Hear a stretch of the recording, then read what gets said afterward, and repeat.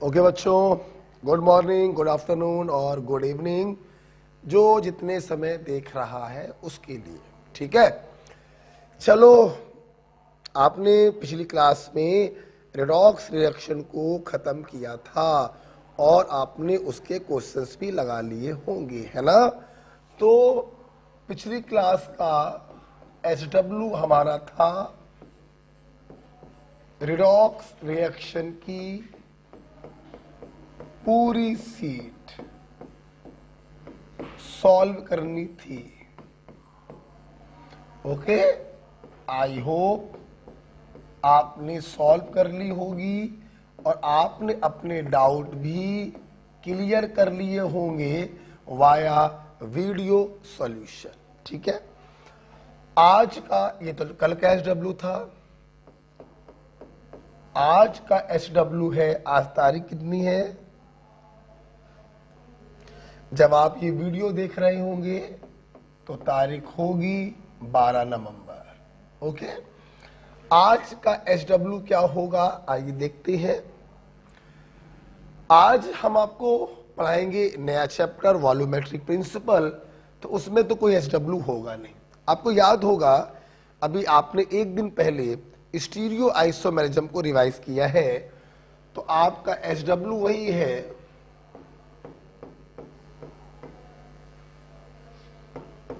Stereo isomerism के half question. Okay, जैसे मान लो 1 to 80 क्वेश्चंस है तो आपने 40 क्वेश्चंस लगा लिए। 100 क्वेश्चन है तो 50 सवाल लगा लिए, और 50 सवाल हो तो 25 सवाल लगा लिए।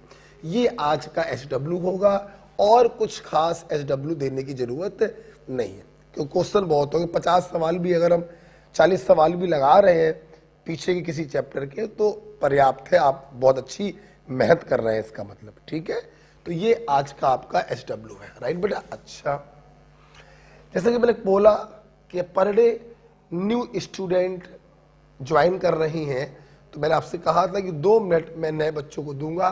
ये तो काम हो गया उन बच्चों के लिए जिन्होंने हमसे पढ़ रखा है। अच्छा, अब हम लोग बात करते हैं 2 मिनट में देना चाहूंगा न्यू ज्वाइन स्टूडेंट को जिन्होंने अभी रिसेंटली ज्वाइन किया है।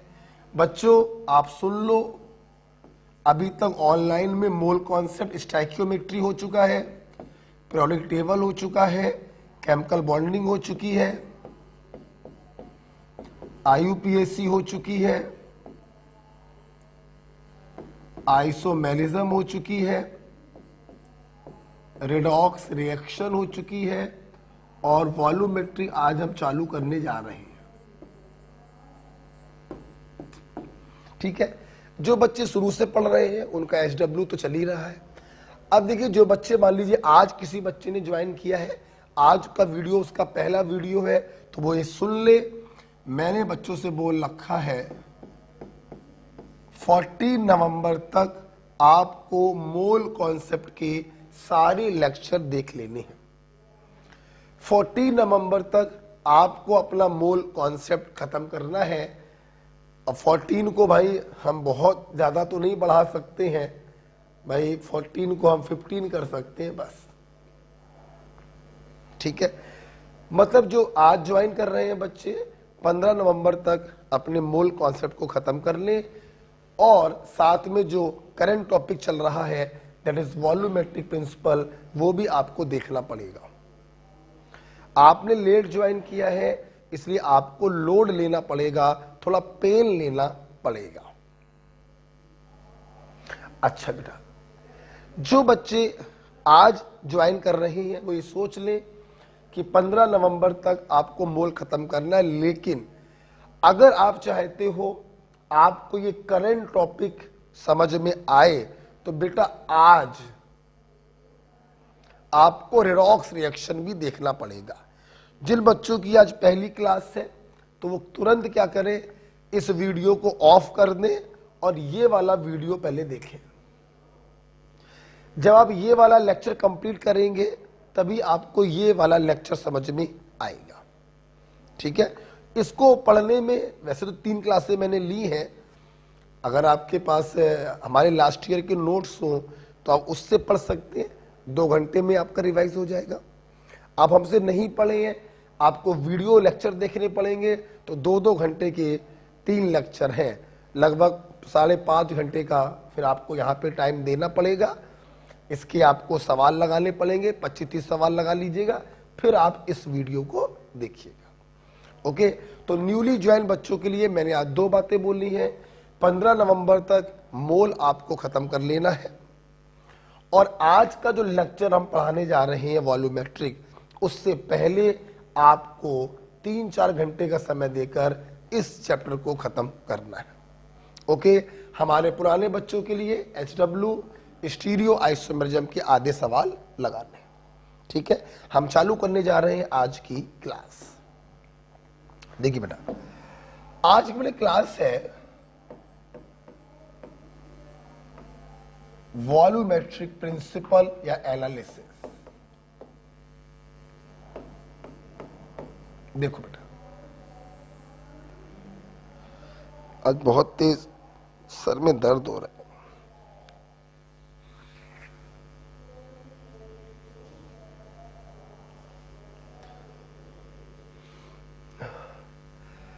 देखिए, वॉल्यूमेट्रिक एनालिसिस करके एनसीईआरटी में कोई भी चैप्टर नहीं है, लेकिन एनसीईआरटी में क्या है, एक चैप्टर दिया गया है रिडॉक्स रिएक्शन।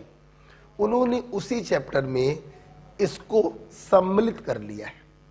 ओके, तो आप इसको बोल सकते हैं रिडॉक्स रिएक्शन पार्ट 2 भी बोल सकते हैं, हम लोग वैसे इसको वॉल्यूमेट्रिक बोलते हैं। अच्छा, इस चैप्टर में 3 मेजर पोर्शंस आपको पढ़ने। पहला, इक्विवेलेंट वेट आपको पढ़ना है। दूसरा, डिफरेंट टाइप्स की कंसंट्रेशन, मोलैरिटी, नॉर्मेलिटी, ये आपको पढ़ना है। और तीसरा, टाइप्स ऑफ टाइट्रेशन आपको पढ़ना है। तो मैं आज स्टार्ट करने जा रहा हूं पहला वाला टॉपिक, इक्विवेलेंट वेट।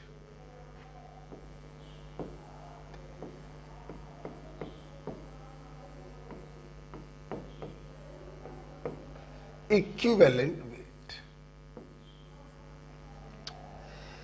कहते हो बेटा, इक्विवेलेंट वेट क्या है? देखिए, किसी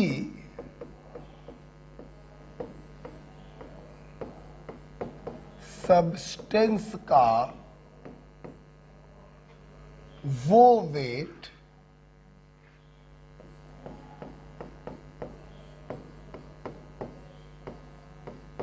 जो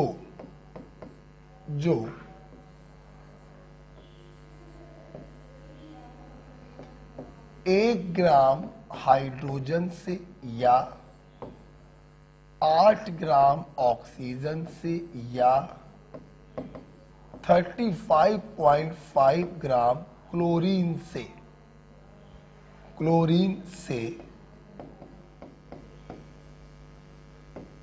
जुड़ रहा हो या इन्हें हटा रहा हो।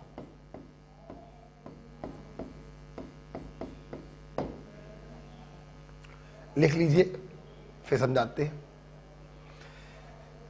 देखिए, इसमें कोई शक नहीं है कि इक्विवेलेंट वेट भी एक प्रकार का वेट है। अब सवाल है किस प्रकार का वेट है, तो सुनिए, किसी सब्सटेंस का वो वेट जो 1 ग्राम हाइड्रोजन से या 8 ग्राम ऑक्सीजन से या 35.5 ग्राम क्लोरीन से या तो जुड़ रहा हो या फिर इस चीज को अपने अंदर से हटा रहा हो, वही वेट उस सब्सटेंस का इक्विवेलेंट वेट कहलाता है। जैसे इधर देखो बेटा, अब लिखना मत, इसके बाद जो भी हम लिखे समझना। मैंने कहा एक मेटल है 40 ग्राम, ये 2 ग्राम हाइड्रोजन से कंबाइन कर रहा है और अपना कंपाउंड बना रहा है। बताइए इस मेटल का इक्विवेलेंट वेट क्या होगा? ये सवाल आया, सुनना बेटा, हमें इस मेटल का वो वेट निकालना है जो 1 ग्राम हाइड्रोजन से कंबाइन कर रहा हो। आप अगर ध्यान से देखें तो इस मेटल का 40 ग्राम कंबाइन कर रहा है 2 ग्राम हाइड्रोजन से। हमें इसका वो वेट निकालना है जो 1 ग्राम हाइड्रोजन से कंबाइन कर रहा हो। तो लिखेंगे कैसे, आपको नहीं लिखना है, 2 ग्राम हाइड्रोजन से कंबाइन कर रहा है 40 ग्राम मेटल, इसलिए 1 ग्राम हाइड्रोजन से कंबाइन करेगा 20 ग्राम मेटल। आपको मालूम है किसी सब्सटेंस का वो वेट जो 1 ग्राम हाइड्रोजन से कंबाइन करता है वही वेट कहलाता है उसका इक्विवेलेंट वेट। मतलब इस मेटल का इक्विवेलेंट वेट कितना आ गया, 20 ग्राम। ओके, और देखते हैं, हटाते हैं इसको और देखते हैं, ठीक है। जैसे मान लीजिए मैंने आपको क्वेश्चन दिया, भाई एक मेटल ऑक्साइड है, मान लो ऐसे समझाने के लिए 200 ग्राम, ठीक भाई। हमने इसको गर्म किया तो ये मेटल में और ऑक्सीजन में टूट गया। इसने ऑक्सीजन दिया 32 ग्राम। बताइए इस मेटल ऑक्साइड का वेट क्या होगा। अगेन देखिए, अगर आपको इसका इक्विवेलेंट वेट निकालना है तो इसका वो वेट निकालना पड़ेगा जो अपने अंदर से 8 ग्राम ऑक्सीजन को निकाले। भाई या तो जुड़ रहा हो या फिर उसको अपने अंदर से हटा रहा हो। इसके पहले वाला जो एग्जाम्पल कराया था जुड़ने वाला कराया था, ये वाला जो एग्जाम्पल है ये हटाने वाला एग्जाम्पल है, ठीक है। देखना बेटा, हम लिख सकते हैं 32 ग्राम ऑक्सीजन को हटा रहा है 200 ग्राम मेटल ऑक्साइड। एम तो आप बताओ 8 ग्राम ऑक्सीजन को हटाएगा 200/32 गुणे 8, 50 ग्राम मेटल ऑक्साइड। उम्मीद करते हैं आप समझ गए होंगे कि 50 ग्राम इस मेटल ऑक्साइड का वो वेट आया है जो 8 ग्राम ऑक्सीजन को अपने अंदर से हटा रहा है। तो यही इसका कहलाएगा इक्विवेलेंट वेट। तो मैं उम्मीद करता हूं 2 एग्जाम्पल से आपको ये क्लियर हो रहा है कि व्हाट इज इक्विवेलेंट वेट। किसी सब्सटेंस का वो वेट जो 8 ग्राम ऑक्सीजन को या तो जोड़ रहा हो या उसे अपने अंदर से हटा रहा हो, वही वेट कहलाता है उसका इक्विवेलेंट वेट।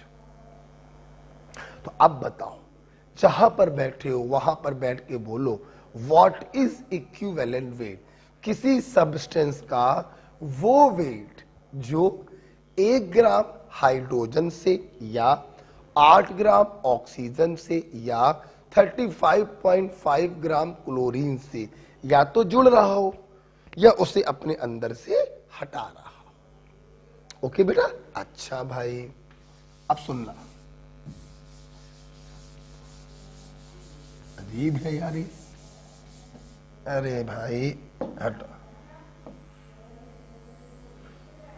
ठीक है। अब मेरी बात सुनो बेटा, जब आपने ये डेफिनेशन पढ़ी इक्विवेलेंट वेट की, तो यहां पे मैं आपको एक बात और बताना चाहता हूं। ये जो इक्विवेलेंट वेट होता है बेटा, ये एक वेरिएबल क्वांटिटी है। अभी मैं दिखाऊंगा अभी आपको।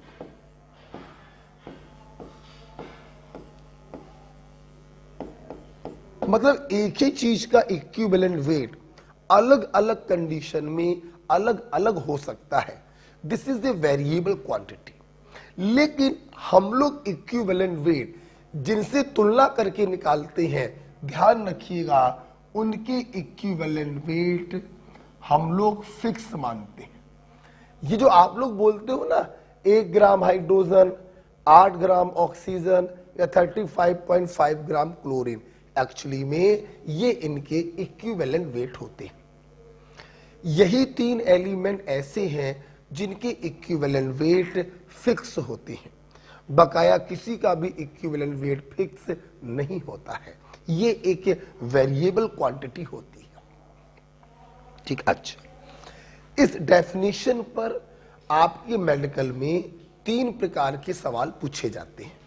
आओ हम पहले प्रकार का सवाल आपको करवाएं। ठीक है, अब आप कॉपी पे लिखना चालू करोगे, ये तो लिख ही लिया होगा।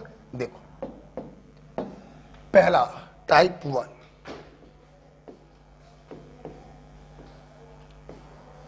टाइप 1 लिखेंगे।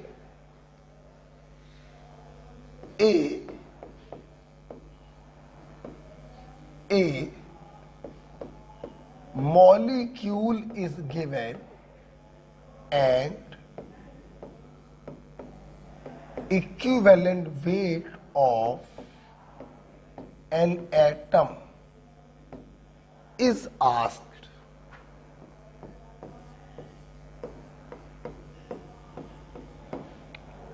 ठीक है, देखिए, देखो बेटा, पहले प्रकार के सवाल आते हैं।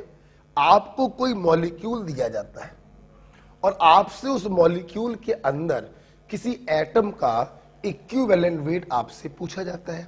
फॉर एग्जाम्पल मैंने बोला C3O2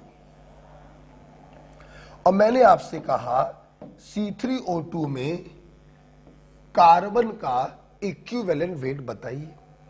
तो सबसे पहले आप ये बताओ, आप हमारी इस हेडिंग से सहमत हो कि नहीं? मॉलिक्यूल दिया जाएगा और किसी एटम का इक्विवेलेंट वेट आपसे पूछा जाएगा। ठीक, अब सुनना बेटा, देखिए, टाइप 1 हो, टाइप 2 हो या टाइप 3 हो, जिसका इक्विवेलेंट वेट आपको निकालना है, आपको उसका वो वेट निकालना पड़ेगा जो 1 ग्राम हाइड्रोजन या 8 ग्राम ऑक्सीजन या 35.5 ग्राम क्लोरीन से या तो जुड़ रहा हो या फिर उसे अपने अंदर से हटा रहा हो। क्लियर? सुनते ना मेरी बात?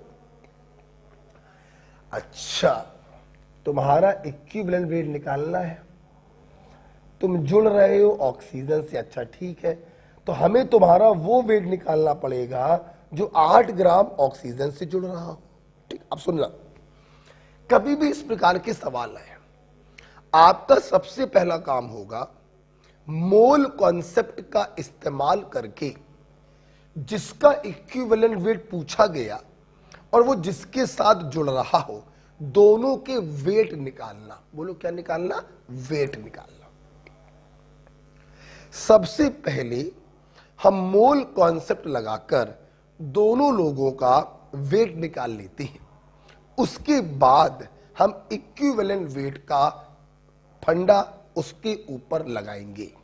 ठीक, अच्छा, हो सकता है कुछ बच्चों ने मोल कॉन्सेप्ट ना पढ़ा हो, तो आइए जरा 2 मिनट का रिवीजन कर लेते हैं। मान लीजिए कोई मॉलिक्यूल है ये,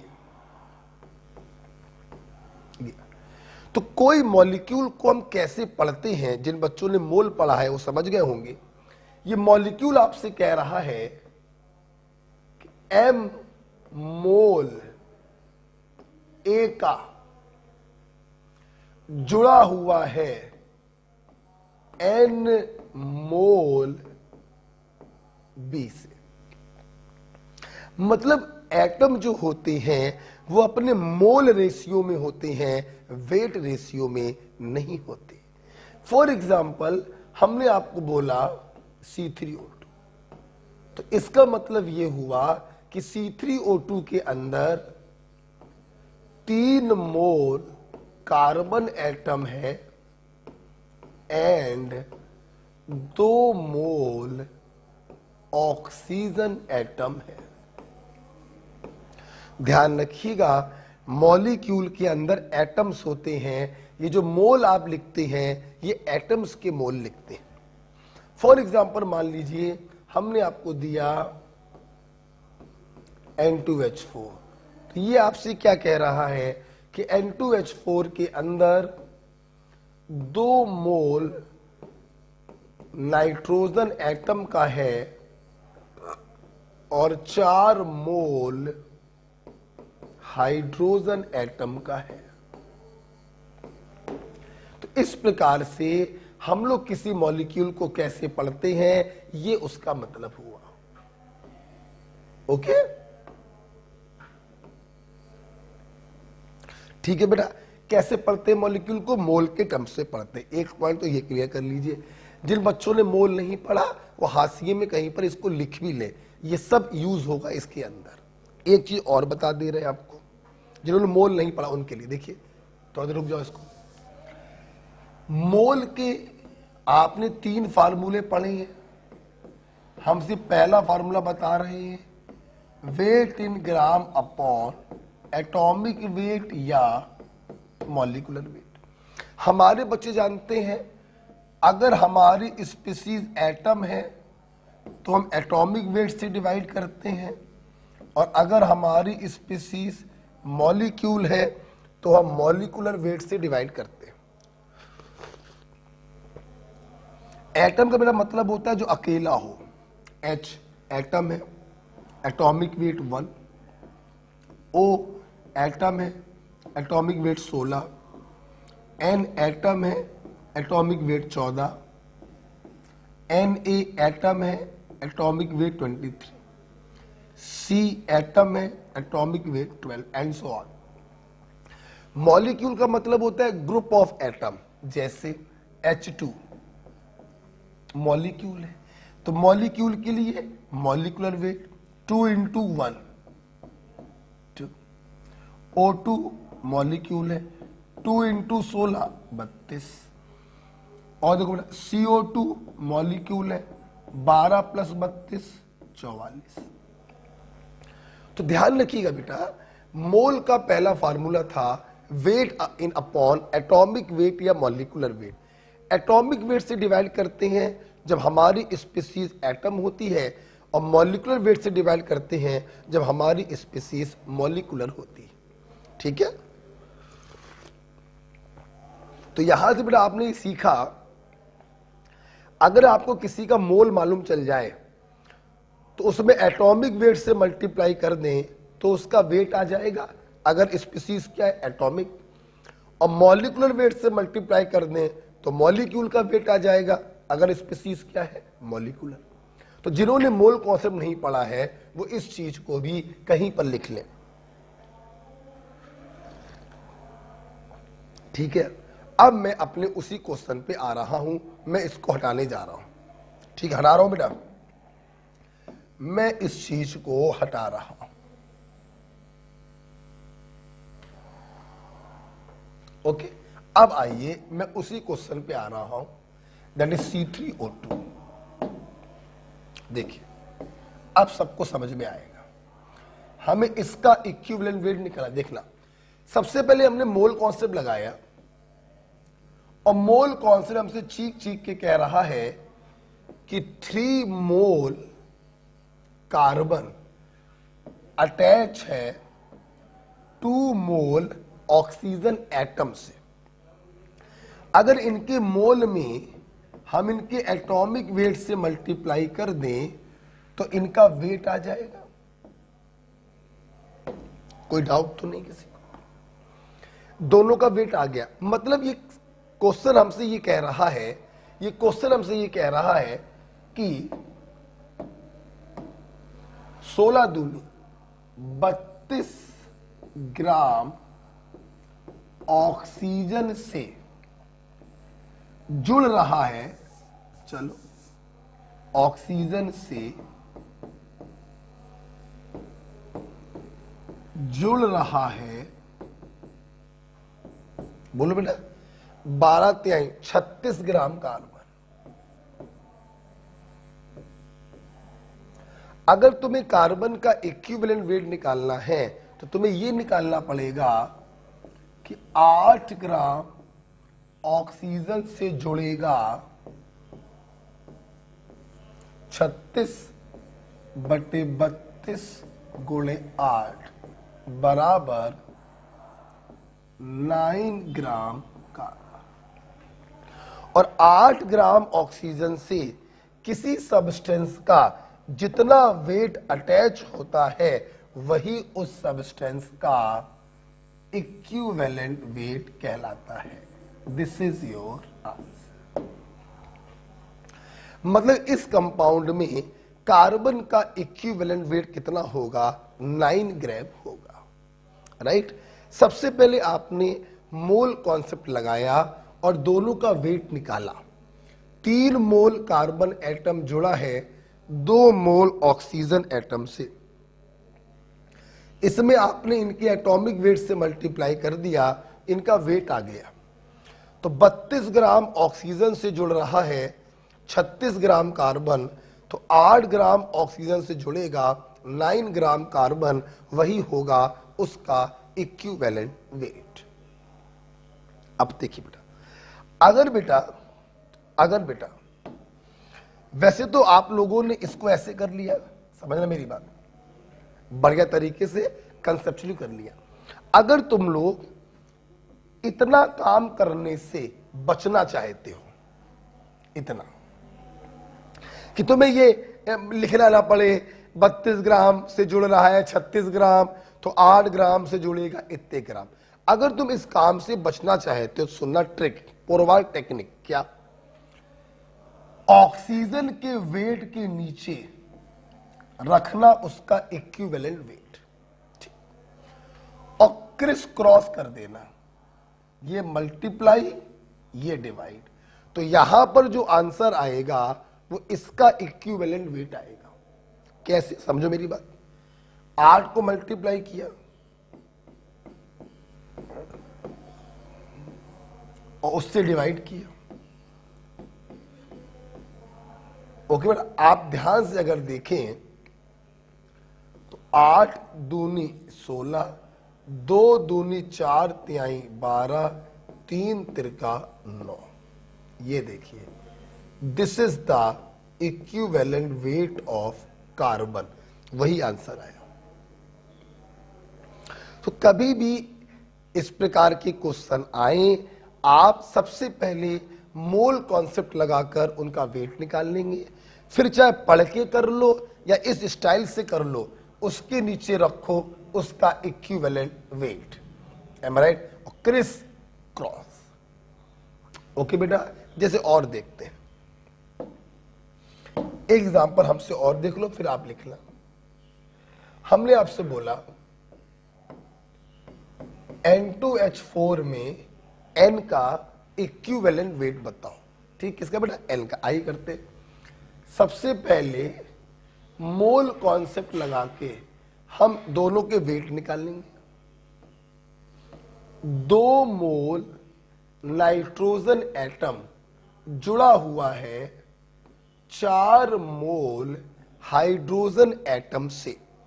हम इनके मोल में इनके एटॉमिक वेट से मल्टीप्लाई करेंगे तो इनके वेट आ जाएंगे। ध्यान रखिएगा, एटॉमिक वेट से मल्टीप्लाई होगा, क्योंकि ये जो मोल आपने लिखे हैं ये एटम के मोल लिखे हैं आपने। ओके, अब हमने क्या किया? ट्रिक से कर दे रहे हैं। हाइड्रोजन के वेट के नीचे हाइड्रोजन का इक्विवेलेंट वेट रखा, इसको ऊपर ले जाके मल्टीप्लाई, इसको नीचे ले जाकर डिवाइड। देखिए क्या हुआ, 2 × 14 × 1 अपॉन 4। M right? आप जब इसको सॉल्व करेंगे तो ये आपका आंसर आ जाएगा 7 gram. This is your answer.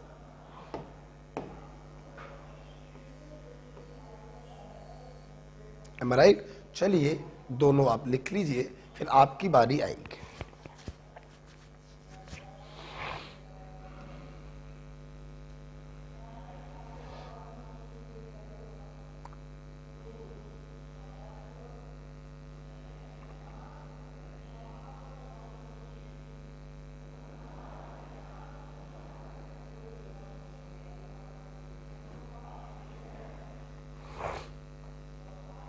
ठीक है, लिख लिया बेटा। ये दो एग्जाम्पल मैंने आपको करके दिखाए। मोल कॉन्सेप्ट से पहले दोनों का वेट निकालेंगे, फिर उसके नीचे रखेंगे उसका इक्विवेलेंट वेट, क्रिस क्रॉस करेंगे तो यहां पर उसका इक्विवेलेंट वेट आ जाएगा। ओके, अभी आपको हम डेफिनेशन से करवा रहे हैं चीजों को। ये सारे क्वेश्चन हम ग्राम इक्विवेलेंट प्रिंसिपल से भी करवाएंगे। अभी हम आपको इक्विवेलेंट वेट की डेफिनेशन सिखाना चाहते हैं बस। ओके, चलिए आपकी बारी आती है, मैं इसको हटाता हूं। चलिए करिए। NH3 में N का बताइए और H2Cl2 में S का बताइए। अगर किसी का एटॉमिक वेट ना मालूम हो देख लेना। नाइट्रोजन का 14 होता है, हाइड्रोजन का 1, सल्फर का 32, क्लोरीन का 35.5। करें।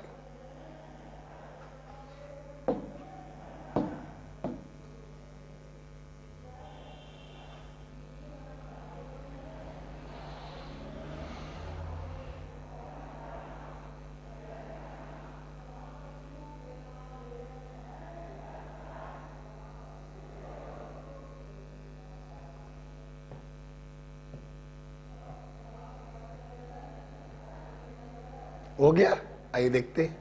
सबसे पहले क्या करेंगे हम लोग, मोल कॉन्सेप्ट लगाएंगे। देखिए, अकॉर्डिंग टू मोल कॉन्सेप्ट इसके अंदर 1 मोल नाइट्रोजन एटम है और 3 मोल हाइड्रोजन एटम है।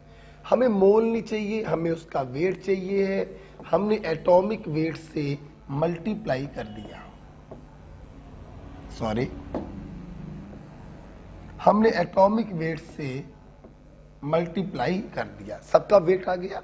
अब हाइड्रोजन के नीचे रखेंगे उसका इक्विवेलेंट वेट और करेंगे क्रिस क्रॉस, तो 14/3। I think this is your answer.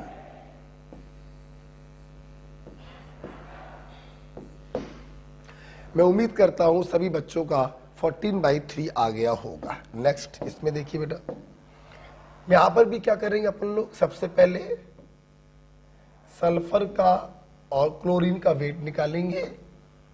2 mole sulphur combine कर रहा है 2 मोल क्लोरीन से, एटॉमिक वेट से मल्टीप्लाई करेंगे तो इनके वेट आ जाएंगे। उसके नीचे रखो उसका इक्विवेलेंट वेट और क्रिस क्रॉस कर दो,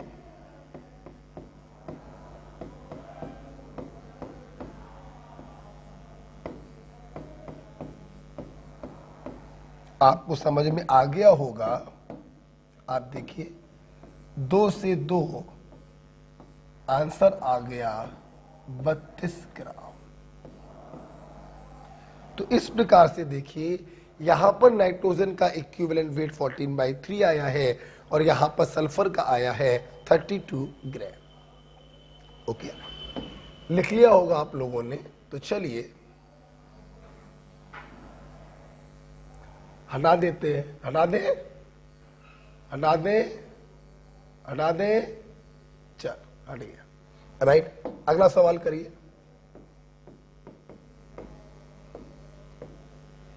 Fe2O3 में आयरन का बताना है। आयरन का एटॉमिक वेट 56 होता है और ऑक्सीजन का 16 होता है। करिए।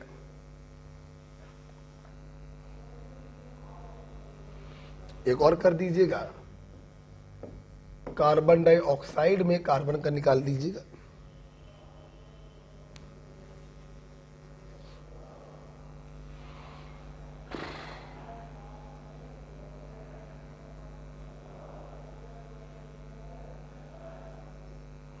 हुआ बेटा?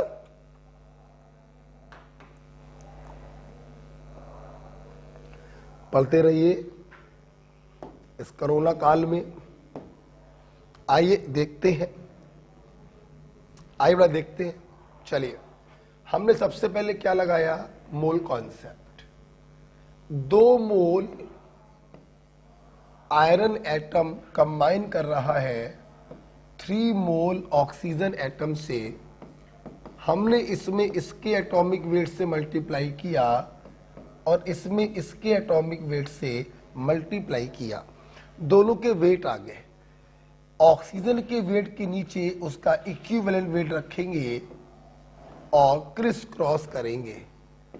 2 × 56 × 8 अपॉन 3 × 60। अगर आप लोग ध्यान से देखें तो 8 दूनी 16। द आंसर इज 56/3 ग्राम।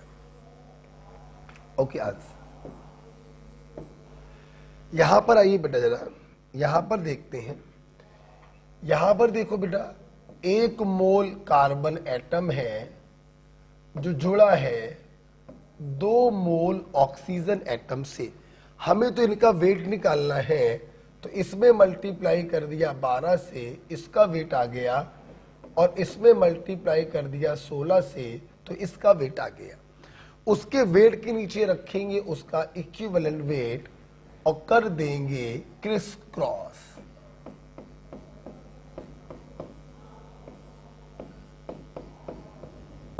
आप ध्यान से अगर देखें तो 8 दूनी 16, 2 दूनी 4 तिहाई 12, तो कार्बन का इक्विवेलेंट वेट आ गया 3। तो इस प्रकार से बेटा आप कोई भी क्वेश्चन जो है वो चुटकी बजा के सॉल्व कर सकते हैं इक्विवेलेंट वेट की डेफिनेशन पर। ओके, अच्छा, आपको याद होगा मैं थोड़ी देर पहले बोला था कि equivalent weight is a variable quantity. आपको याद है? आप खुद देखो, मैं प्रूफ करके दिखाता हूं। देखो, CO2 में कार्बन का 3 आया है और थोड़ी देर पहले तुम C3O2 में निकाल चुके थे, 9 आया था। तो आप देखिए सेम एटम है, देखिए इक्विवेलेंट वेट यहां पर 9 है और यहां पर 3 है। तो आप कह सकते हैं एक ही आदमी का इक्विवेलेंट वेट अलग अलग जगहों पर अलग अलग हो जाता है, अर्थात equivalent weight is a variable quantity. जबकि अगर आपको ध्यान से देखें, कार्बन का एटॉमिक वेट यहां पर भी 12 लिया था और यहां पर भी आपने 12 ही रखा था। तो atomic weight is a fix quantity but equivalent weight is a variable quantity. Okay बेटा, तो टाइप 1 के क्वेश्चन आई होप आपने एंजॉय किए, आपको समझ में आए। फिर से एक बार हिंट दे रहे हैं। सबसे पहले क्या करेंगे, मोल कॉन्सेप्ट लगाकर हम दोनों लोगों का वेट निकाल लेते हैं, फिर उसके नीचे रखेंगे उसका इक्विवेलेंट वेट, क्रिस क्रॉस करेंगे, यहां पर जो आंसर आएगा वो उसका इक्विवेलेंट वेट होगा। ये जो तरीका मैंने बताया ये इक्विवेलेंट वेट की डेफिनेशन पर आधारित है। भविष्य में ये सारे सवाल हम ग्राम इक्विवेलेंट प्रिंसिपल से भी सॉल्व करेंगे, ठीक है। टाइप 1 के बाद आइए देखते हैं टाइप 2।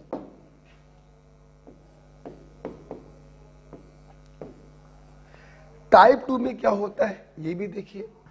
टाइप 2 में ना क्या होगा, लिखेंगे ए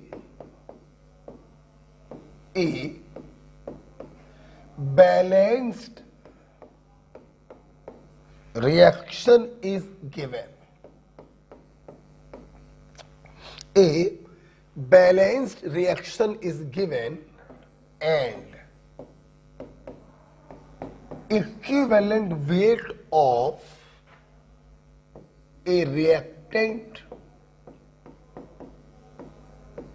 or product is asked. सुनिए बेटा, इसमें क्या होता है बेटा, एक बैलेंस रिएक्शन दी जाती है और हमसे किसी रिएक्टेंट या प्रोडक्ट का इक्विवेलेंट वेट पूछा जाता है। बहुत ही सिंपल है, आइए देखते हैं। एक एग्जांपल लेते हैं, आपको फीलिंग अच्छी आएगी।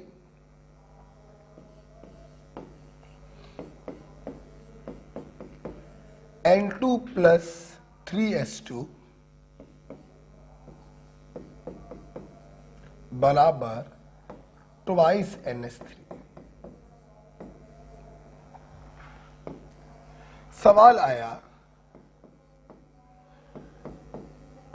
नाइट्रोजन का इक्विवेलेंट वेट बताओ। देखो बेटा बिल्कुल टाइप 1 है, यहां पर भी हम लोग मोल कॉन्सेप्ट की हेल्प से दोनों का वेट निकालेंगे, फिर उसके नीचे रखेंगे उसका इक्विवेलेंट वेट और कर देंगे क्रिस क्रॉस। तरीका वही है, परंतु देखिए बेटा जब किसी मॉलिक्यूल को पढ़ते हैं तो भी मोल के टर्म्स में पढ़ते हैं, और जब किसी रिएक्शन को पढ़ते हैं तब भी मोल के टर्म्स में ही पढ़ते हैं।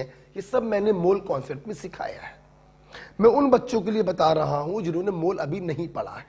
देखिए मॉलिक्यूल को जब पढ़ते हैं तो अंदर वाले कॉफिशिएंट से पढ़ते हैं, 3 mole carbon and 2 mole oxygen. और जब किसी रिएक्शन को पढ़ते हैं तो बाहर वाले कॉफिशिएंट से पढ़ते हैं। यहां पे पढ़ेंगे इनर कॉफिशिएंट से और यहां पे पढ़ते हैं आउटर कॉफिशिएंट से। कैसे? देखो ये रिएक्शन आपसे कह रही है 1 मोल नाइट्रोजन मॉलिक्यूल N2 है तो मॉलिक्यूल हो गया, जुड़ रहा है 3 मोल हाइड्रोजन मॉलिक्यूल से और बना रहा है 2 मोल अमोनिया मॉलिक्यूल। अर्थात फिर से देखेंगे, एक बार फिर से देखेंगे, 1 मोल नाइट्रोजन मॉलिक्यूल कंबाइन कर रहा है 3 मोल हाइड्रोजन मॉलिक्यूल से। राइट, आपको नाइट्रोजन का इक्विवेलेंट वेट निकालना, तो सबसे पहले मोल की हेल्प से दोनों का वेट निकालेंगे। इसमें मल्टीप्लाई, अब सुनना बे, ये मॉलिक्यूल है, मोल को वेट में बदलने के लिए अब मॉलिक्यूलर वेट से मल्टीप्लाई होगा। हम फिर बता दे रहे हैं, ध्यान सुन लो। नाइट्रोजन एटम एटॉमिक वेट 14, लेकिन नाइट्रोजन मॉलिक्यूल तो मॉलिक्यूलर वेट 14 दूनी 28। ठीक है, अच्छा भाई देखिए, तो मॉलिक्यूलर वेट से मल्टीप्लाई करेंगे 28 ग्राम में आ गया। इसको वेट में बदलोगे, ये भी देखिए मॉलिक्यूल है, मॉलिक्यूलर वेट से मल्टीप्लाई करेंगे 2। अब उसके नीचे रखो उसका इक्विवेलेंट वेट जो हमेशा 1 ही होगा, क्रिस क्रॉस कर दो, ऊपर 28 आएगा, नीचे आएगा 6। चाहो तो इसको डिवाइड करके आप एग्जैक्ट आंसर निकाल सकते हो, या एक काम ये कर सकते हैं कि 28 क्या था, 28 था नाइट्रोजन का मॉलिक्यूलर वेट, तो हम लोग ऐसे भी लिख देते हैं molecular weight by 6। This is your answer.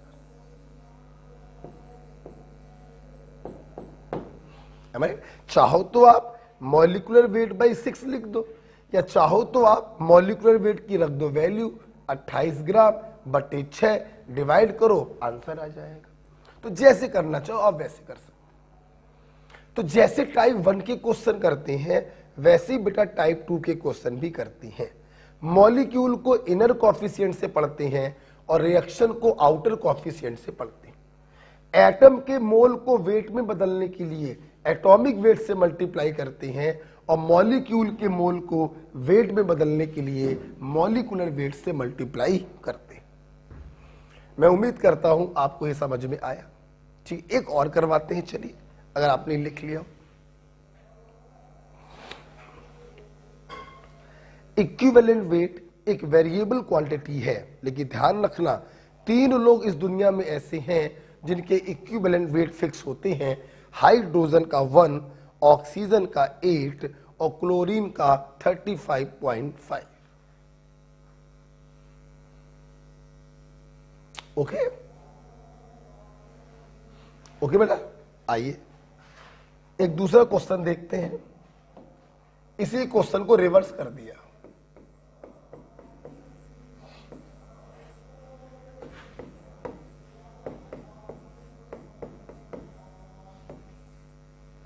Reaction मैंने ये दी और मैंने आपसे क्वेश्चन पूछा इस रिएक्शन में अमोनिया का इक्विवेलेंट वेट बताइए।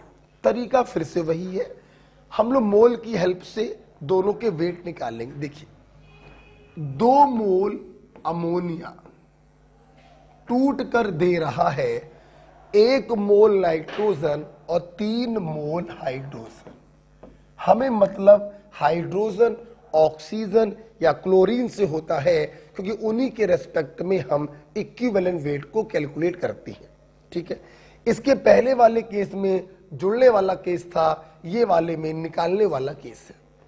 तो 2 मोल अमोनिया निकाल रहा है 3 मोल हाइड्रोजन।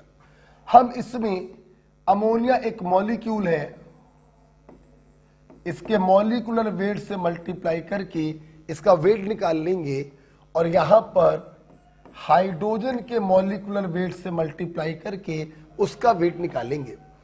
इसके नीचे रखेंगे इसका इक्विवेलेंट वेट और कर देंगे क्रिस क्रॉस। आओ देखें क्या होगा। 2 into molecular weight into 1/3 into 2। कोई भी आंसर बता सकता है। 2 से 2 कट गया तो आंसर आ गया मॉलिक्यूलर वेट बाई 3। ओके बेटा, आप चाहो तो मॉलिक्यूलर वेट की वैल्यू भी लिख सकते हो 14 और 3 17। आप ये भी लिख सकते हो 17/3। ओके बेटा, तो कभी भी कोई रिएक्शन दी जाए और किसी मॉलिक्यूल का आपसे इक्विवेलेंट वेट पूछा जाए, ये भी उसी प्रकार से सवाल किए जाते हैं जैसे टाइप नंबर 1 आपने किया था। ओके, अगर आपको ये समझ में आया है तो अब आपकी बारी आ गई। ठीक है, आइए करते हैं। हटाए इसको। अगला सवाल आप लोग करके दिखाएंगे।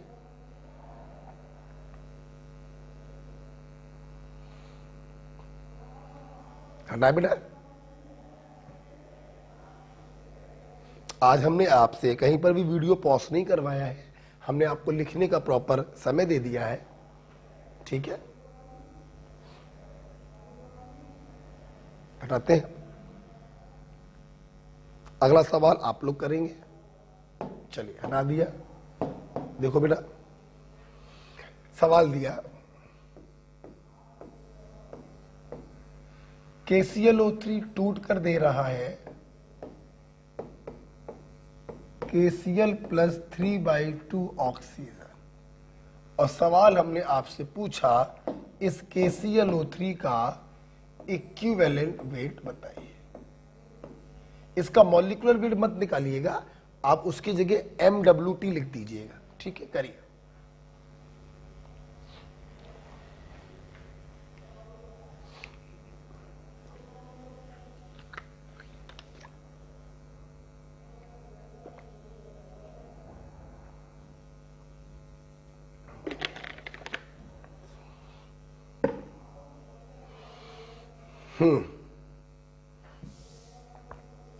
ओके, आइए देखते हैं। सबसे पहले क्या करेंगे, हम लोग पढ़ेंगे इसको। रिएक्शन बैलेंस है, 1 potassium 1 potassium, 1 chlorine 1 chlorine, 3 oxygen, 2 से 2 कट गया 3 ऑक्सीजन। बैलेंस पढ़िए। 1 मोल KClO3 टूट कर दे रहा है 3/2 मोल ऑक्सीजन। ठीक, हमें मोल नहीं, हमें तो वेट चाहिए। हमने इसमें मल्टीप्लाई कर दिया इसके मॉलिक्यूलर वेट से, तो इसका वेट आ गया, और इसमें मल्टीप्लाई कर दिया 16 दूनी 32 इसके मॉलिक्यूलर वेट से, तो इसका वेट आ गया। इसके नीचे रखेंगे इसका इक्विवेलेंट वेट और करेंगे क्रिस क्रॉस। क्या हुआ देखिए, मॉलिक्यूलर वेट इंटू 8/3/2, 3/2 चला गया ऊपर। आप देखिए 8 दूनी 16 दूनी 32, आंसर आ गया मॉलिक्यूलर वेट बाई 6। ओके, आप चाहें तो इसका मॉलिक्यूलर वेट निकाल कर रख सकते हैं। चलो मॉलिक्यूलर वेट निकालो। एटॉमिक वेट को जोड़ेंगे। पोटेशियम का होता है 39, क्लोरीन का होता है 35.5 और 3 इंटू ऑक्सीजन का होता है 16। आप इस वैल्यू को यहां पे रख सकते हैं तो एग्जैक्ट आंसर आ जाएगा। ओके, चल आगे बढ़े। आगे बढ़े बेटा।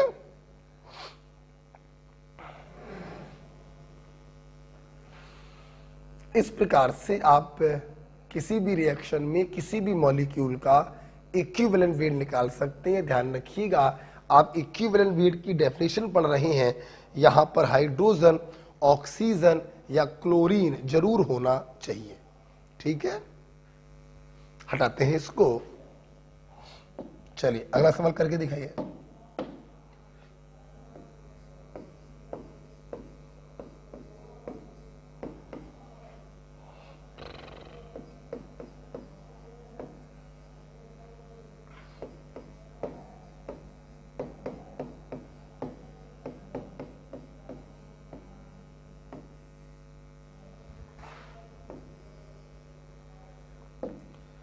हमसे पूछा गया Na2CO3 का इक्विवेलेंट वेट बताइए। देखिए सबसे पहले आप मुझे सुन लीजिए, फिर आप करिएगा।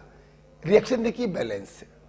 अब आप देखिए Na2CO3 जो है वो HCl से कंबाइन कर रहा है। अच्छा भाई, अब HCl में अगर तुम 20 से तोड़ दो तो हाइड्रोजन के रेस्पेक्ट में आप इसको बोल सकते हैं। किसके रेस्पेक्ट में? हाइड्रोजन। देखिए Cl के रेस्पेक्ट में भी बोल सकते हैं, बोलने में कोई प्रॉब्लम नहीं है। आप H के रेस्पेक्ट में बोल दो या Cl के रेस्पेक्ट में निकालो, आंसर सेम आएगा। देखिएगा, जैसे 1 मोल Na2CO3 कंबाइन कर रहा है 1 मोल हाइड्रोजन एटम से। ध्यान रखिए एटम के फॉर्म में। हमने इसमें इसके मॉलिक्यूलर वेट से मल्टीप्लाई कर दिया, इसका वेट आ गया, और इसमें एटॉमिक वेट से मल्टीप्लाई किया तो हाइड्रोजन का वेट आ गया। उसके नीचे रखा उसका इक्विवेलेंट वेट, कर दिया क्रिस क्रॉस। तो इक्विवेलेंट वेट जो होगा वो मॉलिक्यूलर वेट के बराबर आएगा। ठीक है, अगर आप इस क्वेश्चन को क्लोरीन के रेस्पेक्ट में देखें तो 1 मोल Na2CO3 कंबाइन हो रहा है 1 मोल क्लोरीन एटम से। इसमें मॉलिक्यूलर वेट से मल्टीप्लाई करके इसका वेट निकाला। चूंकि ये एटम का मोल है तो एटॉमिक वेट से मल्टीप्लाई करके उसका वेट निकाल लिया। उसके नीचे रखा उसका इक्विवेलेंट वेट, कर दिया क्रिस क्रॉस। आप समझ गए होंगे आंसर अभी भी कितना आया है? मॉलिक्यूलर वेट के बराबर। ओके, तो आप देखिए 1 मोल Na2CO3 1 मोल हाइड्रोजन एटम से कंबाइन कर रहा तो भी आंसर वही आया। 1 मोल क्लोरीन एटम से कंबाइन कर रहा तो भी आंसर वही आया। तो चाहे ऐसे कर लो चाहे ऐसे कर लो। रही बात इसके मॉलिक्यूलर वेट की, वो तो आप समझ ही गए होंगे कि मॉलिक्यूलर वेट कैसे निकालते हैं।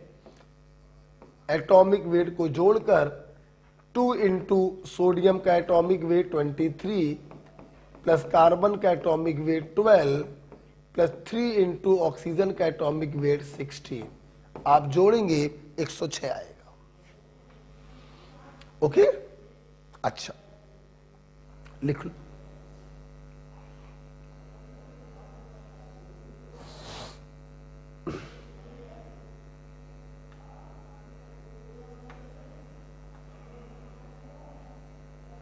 ठीक है बेटा, अब देखिए बेटा, अगर आपको समझ में आया है तो मुंह जवानी, कॉपी पे नहीं लिखना, मुंह जवानी बताना। अगर ये लिख चुके हो तो कॉपी पे लिखना भी नहीं है, बस मुंह जवानी इससे बताना। मान लो मैं क्या करूं, ये है ना, मैंने क्या किया,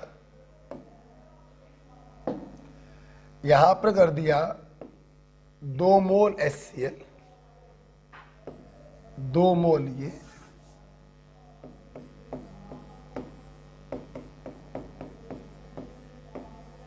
और अब मैंने आपसे पूछा बताइए Na2CO3 का इक्विवेलेंट वेट क्या होगा। जल्दी से बताओ, जहां है बेटा जल्दी से बताओ। मॉलिक्यूलर वेट अभी भी आएगा या मॉलिक्यूलर वेट बाई 2 आएगा? Of course molecular weight by 2 आएगा। क्यों? 1 मोल Na2CO3 कंबाइन कर रहा है 2 मोल हाइड्रोजन एटम से, इसमें इसके मॉलिक्यूलर वेट से मल्टीप्लाई, ये एटम का मोल है, एटॉमिक वेट से मल्टीप्लाई होगा, नीचे रखेंगे उसका equivalent weight, criss cross, answer आएगा मॉलिक्यूलर वेट बाई 2। ओके बेटा, आई होप आपको ये समझ में आ गया। चलिए अब हम लोग एक स्टेप आगे जा रहे हैं, सुनिए, इसको हटाते हैं। अभी टाइप नंबर 2 चल रहा है और टाइप नंबर 2 में जरा लास्ट प्रकार का क्वेश्चन देख लो, फिर हम लोग आगे बढ़ेंगे। लास्ट क्वेश्चन देखो,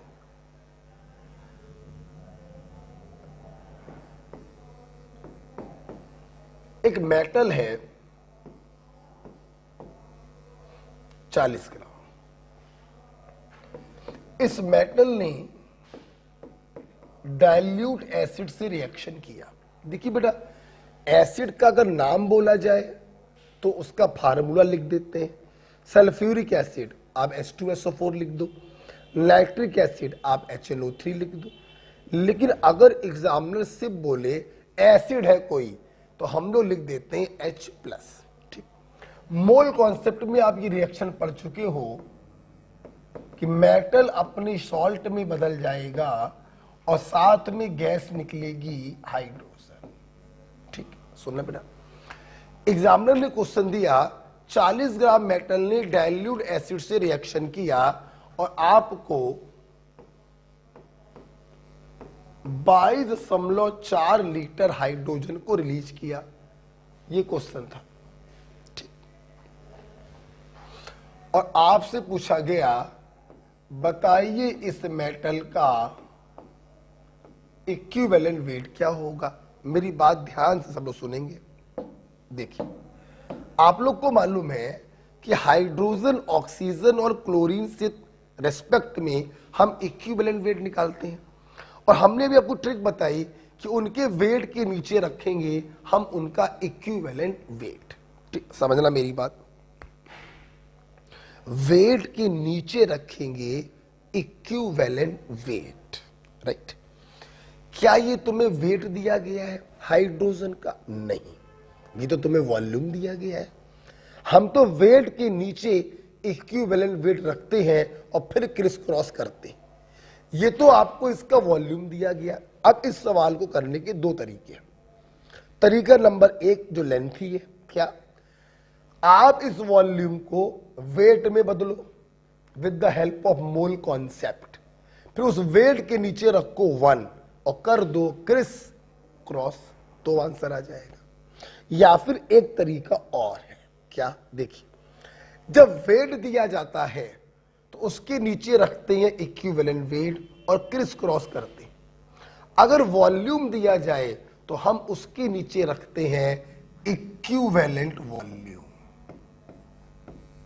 और क्या रखते हैं? Equivalent volume. जिस प्रकार से हर सब्सटेंस का एक इक्विवेलेंट वेट होता है, उसी प्रकार से हर सब्सटेंस का एक इक्विवेलेंट वॉल्यूम होता है।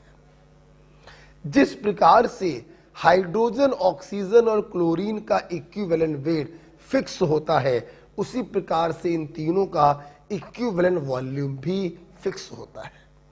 हाशिए पे कहीं लिख लीजिएगा, hydrogen, oxygen, chlorine, equivalent weight है 1 ग्राम, 8 ग्राम, 35.5 ग्राम,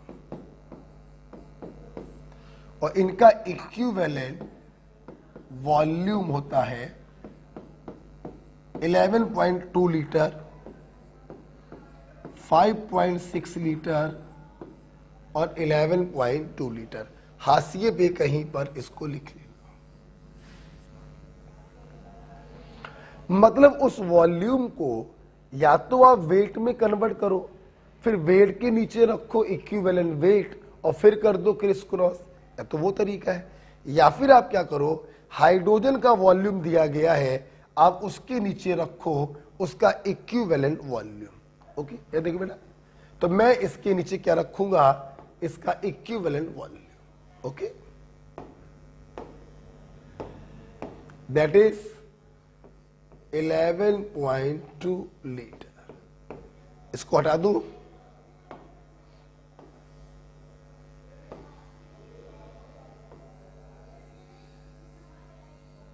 ठीक है। आप देखिए, अब हम लोग क्या करेंगे, इसको ले जाएंगे क्रिस क्रॉस में, तो यहां पर जो आएगा वो इस मेटल का इक्विवेलेंट वेट होगा,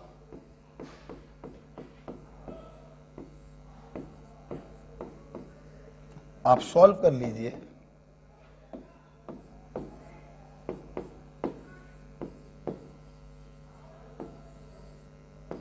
दिस इज योर आंसर, 20 ग्राम। तो इस मेटल का इक्विवेलेंट वेट आ गया 20 ग्राम।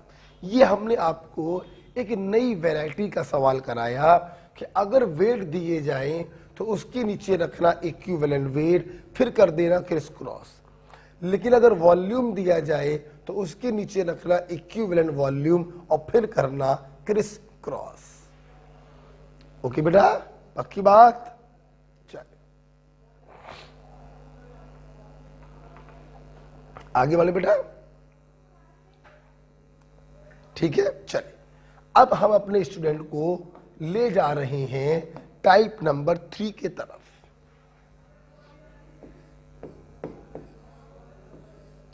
टाइप नंबर 3 की तरफ।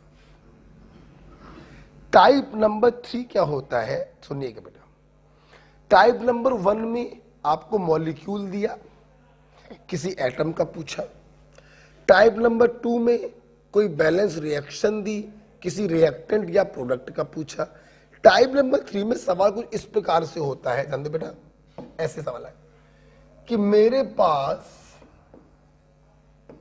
कोई मेटल हाइड्राइड है। बेटा बोलो क्या, मेटल हाइड्राइड है। अब सुनना, जाहिर सी बात है, अगर मेटल हाइड्राइड है तो इसके अंदर दो ही चीजें होंगी, या तो मेटल होगा और हाइड्रोजन होगा, दो ही चीजें होगी। अब देखना, एग्जामिनर क्या करेगा, आपसे बोलेगा कि इसके अंदर हाइड्रोजन है X% बाई वेट। बताइए जरा मेटल का इक्विवेलेंट वेट क्या होगा। This is the question.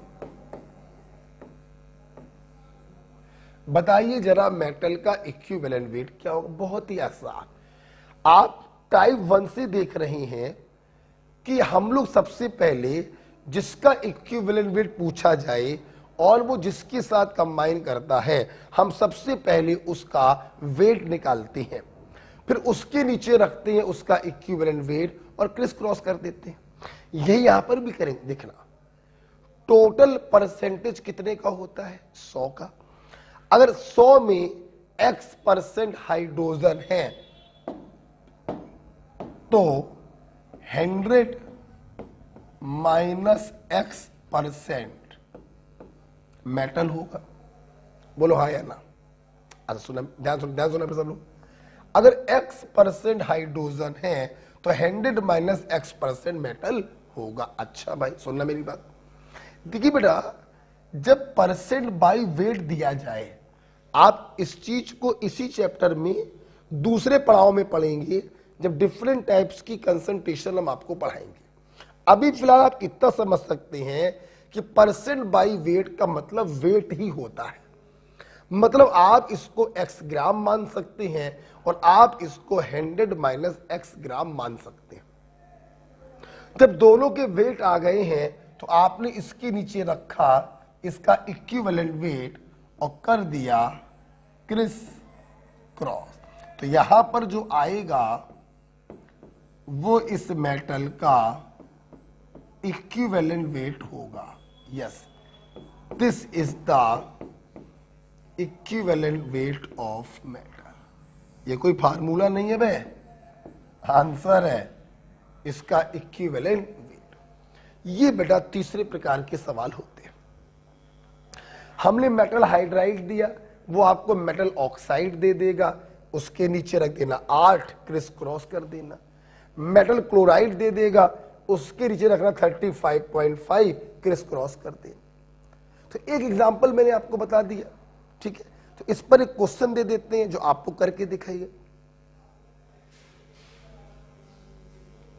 Type 3 में एक क्वेश्चन दे देते हैं, आप करके दिखाइए।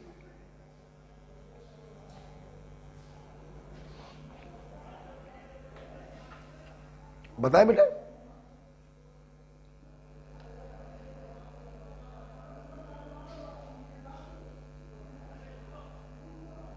बुखार सा चल रहा है, अब तबीयत थोड़ी खराब हो रही है, फीवर सा आ रहा है। हटाए इसको बेटा, हटाए। देखिए एक क्वेश्चन बना के देते हैं आपको, चलिए लैंग्वेज के रूप में लिखिए।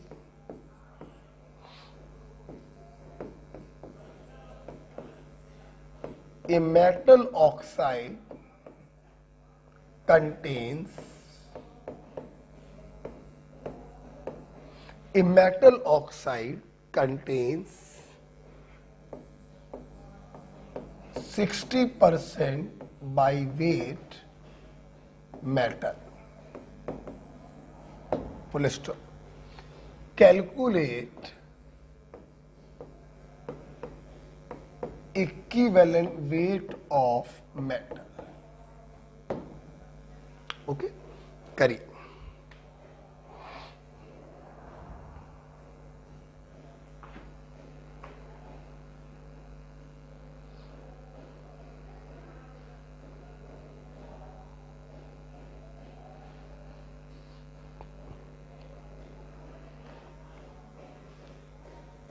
हो गया?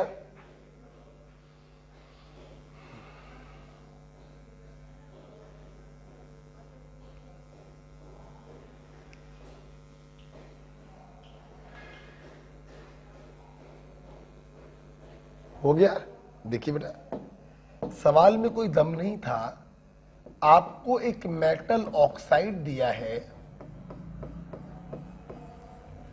जाहिर सी बात है इसके अंदर दो चीजें होंगी, एक मेटल और एक ऑक्सीजन। देखिए उन्होंने बोला 60% बाई वेट मेटल है,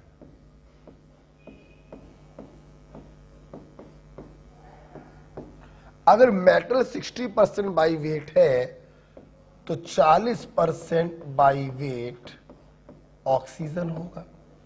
दोनों का वेट आ गया, अब ऑक्सीजन के वेट के नीचे रखेंगे उसका इक्विवेलेंट वेट और करेंगे क्रिस क्रॉस।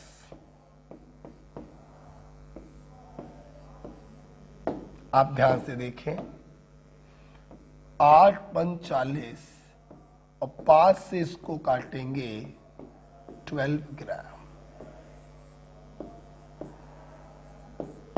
मतलब उस मेटल का इक्विवेलेंट वेट कितना आ गया? 12 ग्राम आ गया। ओके बेटा, तो इस प्रकार से हम कह सकते हैं कि हमने इक्विवेलेंट वेट की डेफिनेशन को सीखा और इतने सारे टाइप देख लिए कि डेफिनेशन बिल्कुल आपकी आत्मा में जा चुकी है। तो एक बार हो जाए, व्हाट इज इक्विवेलेंट वेट? किसी सब्सटेंस का वो वेट जो 1 ग्राम हाइड्रोजन से या 8 ग्राम ऑक्सीजन से या 35.5 ग्राम क्लोरीन से या तो जुड़ रहा हो या उसे अपने अंदर से हटा रहा हो। ये डेफिनेशन वेट के टर्म्स में हो गई। आप वॉल्यूम के टर्म्स में ही पढ़ सकते हैं। 11.2 लीटर हाइड्रोजन या 5.6 लीटर ऑक्सीजन या 11.2 लीटर क्लोरीन से जुड़ रहा हो या उसे अपने अंदर से हटा रहा हो। ओके, इस प्रकार से आपने बहुत सारे सवाल किए। ये सारे सवाल आप ग्राम इक्विवेलेंट से भी करेंगे, जो हम बाद में फिर से करवाएंगे आपको, ठीक है। अच्छा देखो बेटा, जब हम लोगों ने इतना पढ़ लिया, आपने इतने सारे सवाल अभी किए टाइप 1, टाइप 2 टाइप 3 में आपने हर सवाल में देखा हाइड्रोजन, ऑक्सीजन और क्लोरीन पिक्चर में जरूर थी। ऐसे बहुत से केस बनते हैं जहां पर हम हाइड्रोजन, ऑक्सीजन और क्लोरीन को नहीं ढूंढ पाते। जब हाइड्रोजन, ऑक्सीजन आपको मिलेंगे नहीं तो आप डेफिनेशन से किसी का इक्विवेलेंट वेट नहीं निकाल पाएंगे। ऐसी सूरत में हम लोग क्या करते हैं,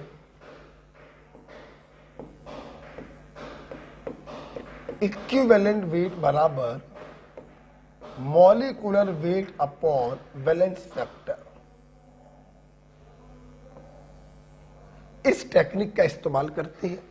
यहां पर F वैलेंस फैक्टर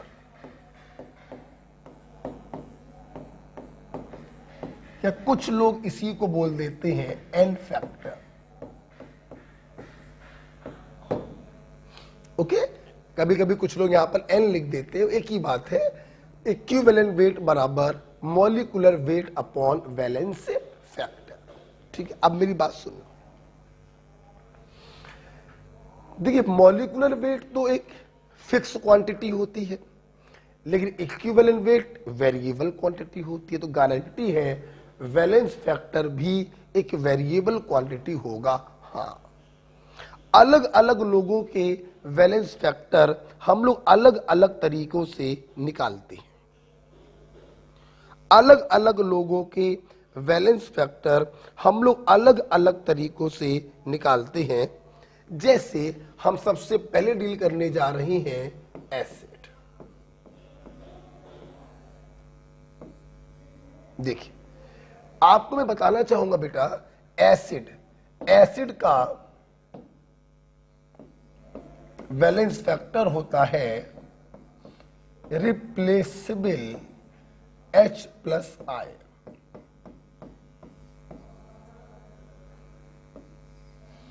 एसिड का वैलेंस फैक्टर होता है रिप्लेसेबल H+I। अभी आप रिप्लेसेबल के मतलब को मत समझो, 2 मिनट बाद समझ जाओगी। अभी आप मोटा मोटा ये समझो कि किसी एसिड के पास जितने भी हाइड्रोजन आपको दिखाई पड़े वही हाइड्रोजन उसके वैलेंस फैक्टर बन जाते हैं। जैसे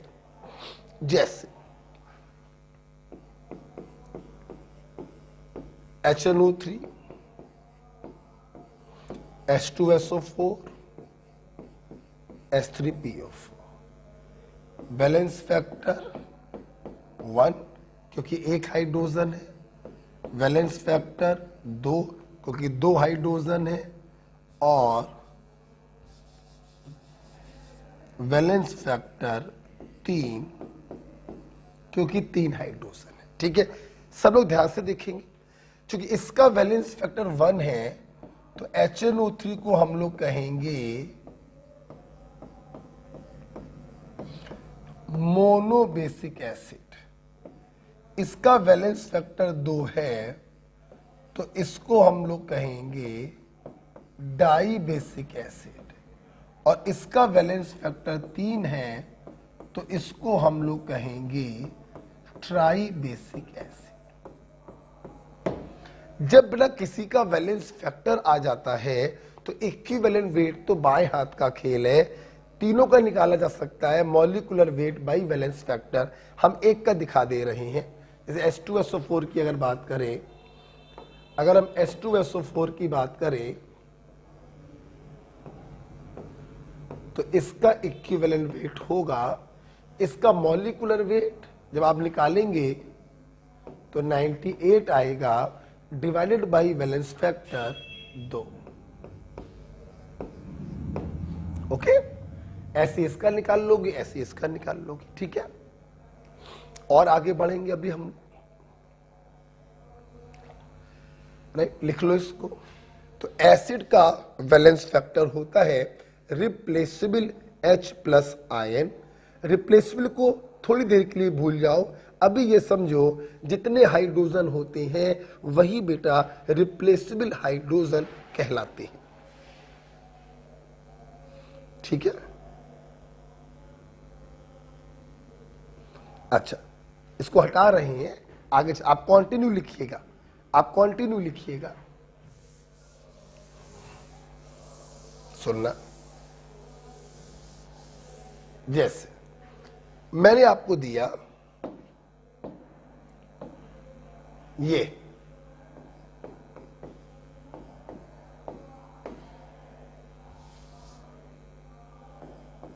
दिया COOH, ये आप जानते होंगे दिस इज ऑक्सैलिक एसिड, और डॉट लगा दिया 2H2O, तो ये बन गया क्रिस्टलाइन ऑक्सैलिक एसिड। ठीक है, अब देखिए, और एक मैंने और दिया आपको, ये एक बात सुन लीजिए ध्यान से, लिखवा भी दूंगा। वाटर और कार्बन से लगे हाइड्रोजन वैलेंस फैक्टर में काउंट नहीं किए जाते। वाटर और कार्बन से लगे हाइड्रोजन वैलेंस फैक्टर में काउंट नहीं किए जाते। कहने का मतलब ये है कि इसका वैलेंस फैक्टर धोखे से 2 और 4 6 नहीं करेंगे, सिर्फ 2 करेंगे, और इसका वैलेंस फैक्टर भी 3 और 1 4 नहीं करेंगे, सिर्फ 1 करेंगे। ठीक है, आइए ऊपर वाले का इक्विवेलेंट वेट निकाल कर देखते हैं। आइए, इक्विवेलेंट वेट बराबर molecular weight upon valence factor. देखो 12 दूनी 24 प्लस 16 चौको 64 प्लस 1 दूनी 2, इसको जोड़ेंगे, प्लस 18 दूनी 36, पूरा आप जोड़ेंगे तो 126/2 बराबर 63। ओके, ये मैंने जानबूझ के इसलिए निकाल कर दिखाया। बहुत से बच्चे क्या सोचते हैं, जब इसको वैलेंस फैक्टर में काउंट नहीं किया तो इसको मॉलिक्यूलर वेट में भी काउंट नहीं करेंगे। गलत, मॉलिक्यूलर वेट तो पूरे मॉलिक्यूल का निकाला जाएगा, डिवाइडेड बाय वैलेंस फैक्टर 2। तो यहां पे लिख लीजिएगा, वाटर और कार्बन से लगे हाइड्रोजन वैलेंस फैक्टर में काउंट नहीं किए जाते।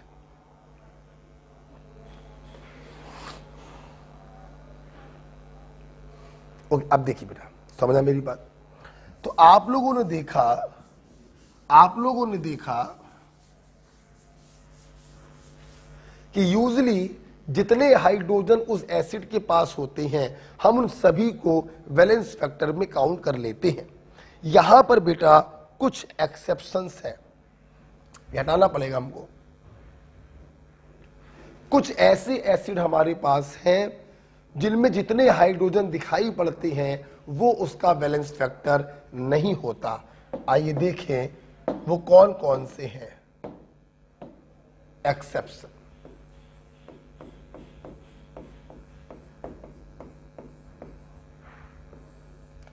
ये हमारे पास 4 हैं।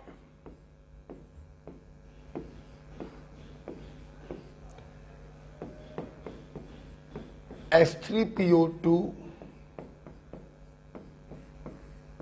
H3PO3, H4P2O5 और H3BO3। नाम देख लीजिए, हाइपो फॉस्फोरस एसिड, ऑर्थो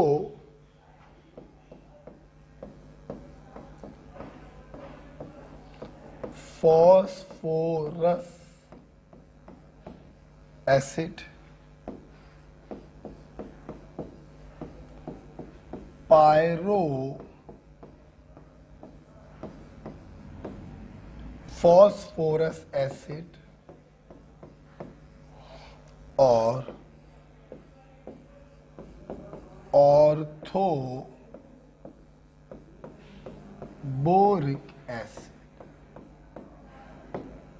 ठीक है, ऑर्थो वाले में ऑर्थो नहीं भी लगाओगे तो भी कोई फर्क नहीं पड़ता। आप देखिए, यहां पर 3 हाइड्रोजन दिखाई पड़ रहे हैं बेटा, लेकिन आपको मैं बताना चाहूंगा इसका वैलेंस फैक्टर होता है 1। यहां पर भी 3 दिखाई पड़ रहे हैं, इसका वैलेंस फैक्टर होता है 2, इसका वैलेंस फैक्टर होगा 2 और इसका वैलेंस फैक्टर होगा 1। मतलब हाइड्रोजन दिखाई पड़ रहे हैं ज्यादा, लेकिन वैलेंस फैक्टर होता है कुछ कम। ओके, तो ध्यान रखिएगा ये 4 एसिड है, H3PO2, H3PO3, H4P2O5 और H3BO3। Valence factor 1 2 2 1 1 2 2 1।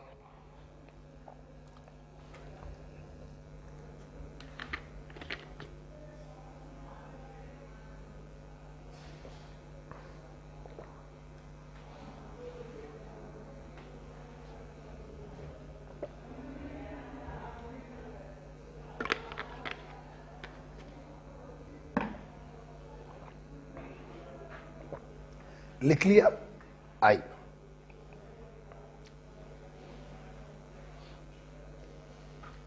देखिए बड़ा, ये एक्सेप्शन आपको याद होने चाहिए। अच्छा, तो मैंने बताया किसी एसिड के पास जितने हाइड्रोजन होते हैं आप उन सभी को वैलेंस फैक्टर में काउंट करिए।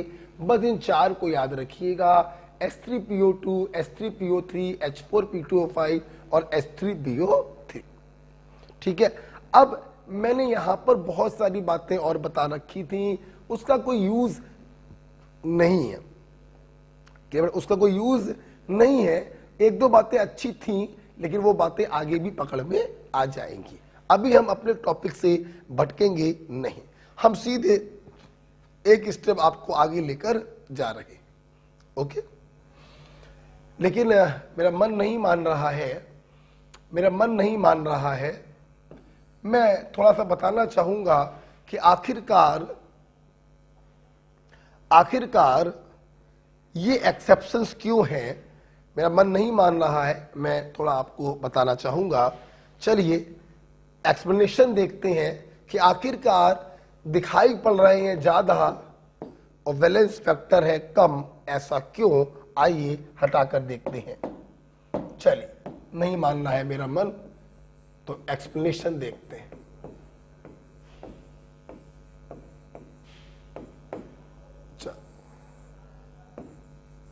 बता दे, तैयार हो? चलो बता देते हैं। तो लिखो। अब तुम लोग नहीं मान रहे हो, मैं भी नहीं मान रहा हूं, तुम लोग भी नहीं मान रहे हो, चलो तो लिखना पड़ेगा भैया, है ना।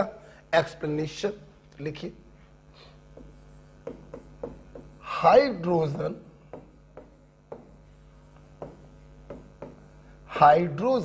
Attach only to oxygen. Hydrogen attached to oxygen are only replaceable.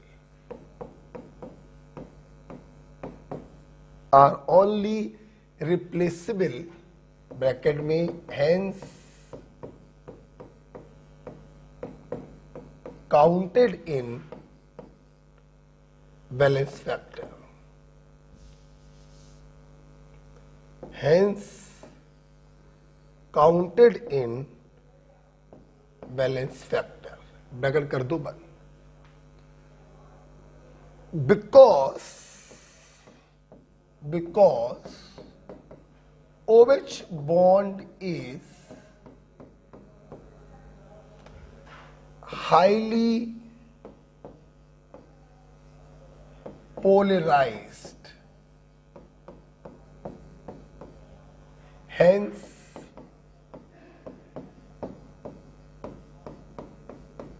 easily breaks by polar water molecule। ठीक है, देखिए बेटा क्या होता है एक्चुअली में, मैं आपको बताऊं होता क्या है। O से लगा जो H होता है, ठीक है, ये बॉन्ड हाईली पोलराइज्ड है। क्यों पोलराइज्ड है आपको समझिए।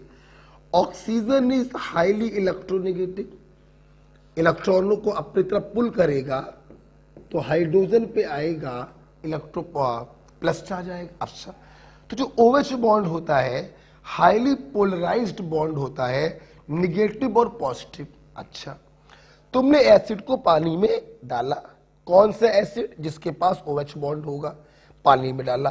पानी क्या होता है, आप केमिकल बॉन्डिंग पढ़ चुके हैं।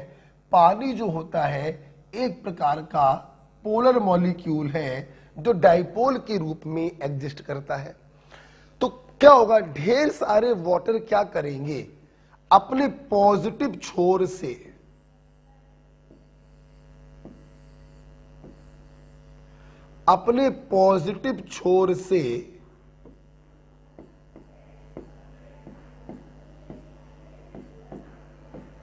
O माइनस को घसीटेंगे और दूसरे ढेर सारे वाटर मॉलिक्यूल क्या करेंगे, अपने निगेटिव छोर से H प्लस को घसीटेंगे। मतलब कुछ वाटर O माइनस को घसीट रहे हैं और कुछ वाटर H प्लस को घसीट रहे हैं, तो ये बॉन्ड जो होता है बीच से ब्रेक हो जाता है और H प्लस वाटर में फ्री हो जाते हैं, इसीलिए ये हाइड्रोजन ही काउंट किए जाते हैं। तो OH वाले हाइड्रोजन ही वैलेंस फैक्टर में काउंट क्यों होते हैं? क्योंकि ये बॉन्ड हाईली पोलराइज होता है और पानी में डालने पर इजीली ब्रेक हो जाता है। ओके बेटा, ये रहा एक्सप्लेनेशन। मतलब जो हमने 4 एक्सेप्शन आपको बताए हैं, इसका मतलब उनमें जितने हाइड्रोजन दिखाई पड़ रहे हैं वो सारे O से नहीं लगे होंगे, इसलिए उनका वैलेंस फैक्टर कुछ कम हो जाता है। जैसे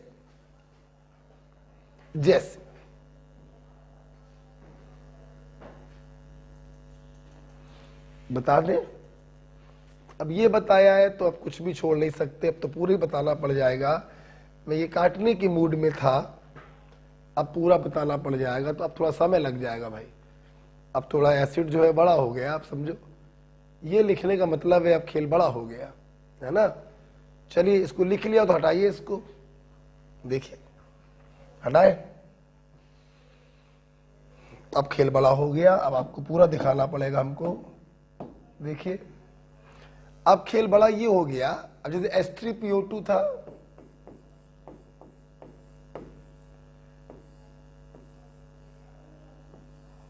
अब इसका वैलेंस फैक्टर क्या था, 1। इसका मतलब एक हाइड्रोजन ही ऑक्सीजन से लगा होगा। आप देखिए, आप इसका अगर लुईस स्ट्रक्चर आप बनाएं तो आप इसका स्ट्रक्चर ये बनाते हैं। इसका मतलब ये हुआ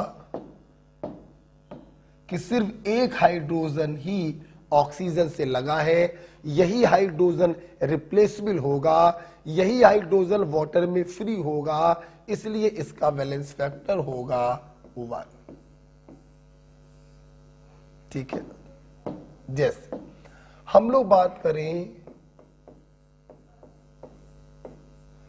H3PO3 की, इसका वैलेंस फैक्टर 2 है, मतलब 2 हाइड्रोजन ही ऑक्सीजन से लगे होंगे,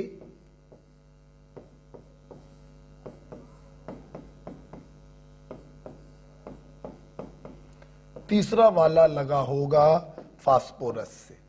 इसीलिए देखिए ये 2 हाइड्रोजन ही रिप्लेसेबल होंगे, तो इसका वैलेंस फैक्टर होगा 2।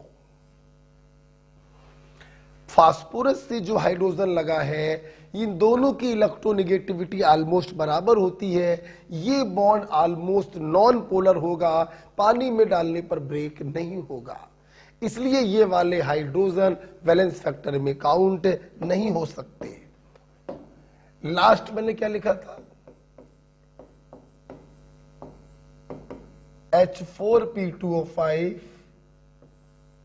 पायरोफॉस्फोरस एसिड। बेटा मैं थोड़ा भूल रहा हूं, मैंने इसका नाम क्या लिखा था, है इसका नाम क्या लिखा था, हाइपोफॉस्फोरस एसिड ना, इसका ऑर्थोफॉस्फोरस एसिड, इसका नाम क्या लिखा था मुझे याद नहीं, मैंने क्या लिख दिया, पायरोफॉस्फोरस एसिड। थोड़ी यार तबीयत थोड़ी ठीक नहीं है, बुखार चला हुआ है। पायरो देख लीजिएगा, इसके पीछे मैंने क्या लिखा था, क्योंकि पीछे आने का कोई तरीका तो होता नहीं है, मैं डिलीट मार देता हूं। This is pyrophosphorous acid. Okay, इसका वैलेंस वैल्यू कितना था बेटा, 2 था, मतलब 2 हाइड्रोजन ऑक्सीजन से लगे होंगे, राइट। आइए देखते हैं।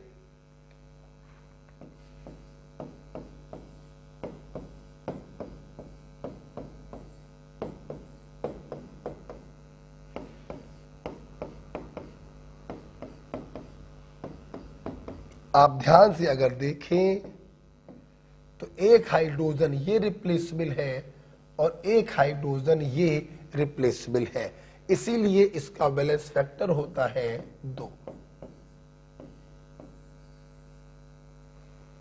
ओके बेटा।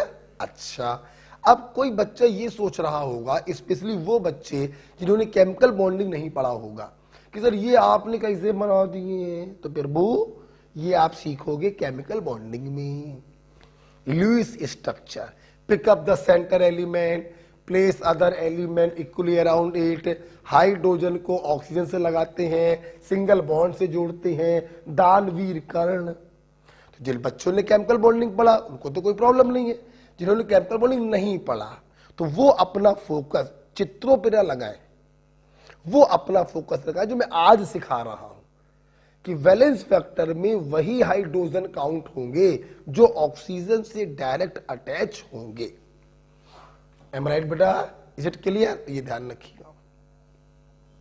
ठीक है, आगे बढ़िए। देखिए अब लास्ट वाला केस बचा H3BO3, इसका नाम क्या है बेटा, पायरोफॉस्फोरस एसिड। ठीक है, अच्छा अब एक लास्ट वाला केस बचा H3BO3, ध्यान से सब लोग देखेंगे उस केस को, मैं इसको हटाने जा रहा हूं। ठीक है, लिख लो।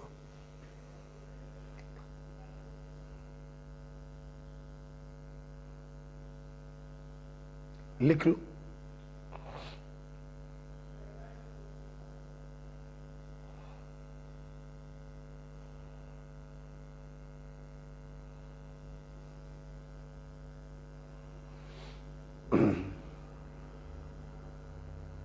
ओके, आइए अब जरा हम लोग केस देखते हैं H3BO3 वाला, जिसका वैलेंस फैक्टर था 1। देखिए आपने इसका स्ट्रक्चर बनाया, इसका जैसे स्ट्रक्चर मैं बनाऊंगा ना तुम लोग ताज्जुब खा जाओगे।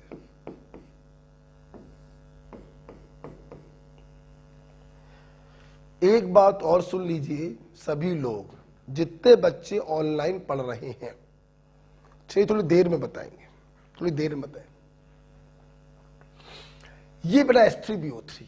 ओ हो गुरुजी आप जो पढ़ाए ये तो नहीं लग रहा, तीनों हाइड्रोजन ऑक्सीजन से लगे हैं, तीनों हाइड्रोजन वैलेंस फैक्टर में काउंट होने चाहिए, तो फिर इसका वैलेंस फैक्टर 1 कैसे है? हाँ बात तो है, बात तो है। तो आओ जरा इसको और समझते हैं। सुनो, तुम्हें मालूम होना चाहिए बोरॉन जो होता है वो 3rd ग्रुप का मेंबर है, 3rd A ग्रुप। इसके वैलेंस शेल में 3 इलेक्ट्रॉन होते हैं, इसने अपने तीनों इलेक्ट्रॉनों का साझा कर लिया। साझा मतलब शेयरिंग, एक ऑक्सीजन का, एक ऑक्सीजन का, एक ऑक्सीजन का। अब देखिए इस बोरॉन ने अपने तीनों इलेक्ट्रॉनों का साझा कर लिया, उसके बावजूद भी इस बोरॉन का ऑक्टेट कंप्लीट नहीं हुआ। हाँ, ये जो बोरिक एसिड होता है इसमें बोरॉन का ऑक्टेट कंप्लीट नहीं है, मतलब अभी भी 2 इलेक्ट्रॉनों की कमी है। So this is a electron deficient molecule. आप लोग पढ़ेंगे हमसे इलेक्ट्रॉन डेफिशिएंट जो होते हैं वो लुईस एसिड होते हैं, not protonic acid.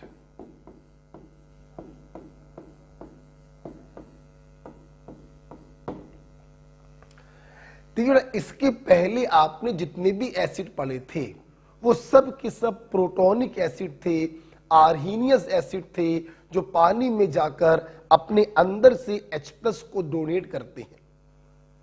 Boric acid जो होता है ये अपने H+ को डोनेट नहीं करता, बल्कि इसके पास इलेक्ट्रॉनों की कमी होती है, इसलिए हम लोग इसको लुईस एसिड कहते हैं। देखिए क्या होगा, देखिए आप लोग जब इस बोरिक एसिड को वाटर में डिसॉल्व करेंगे, देखिए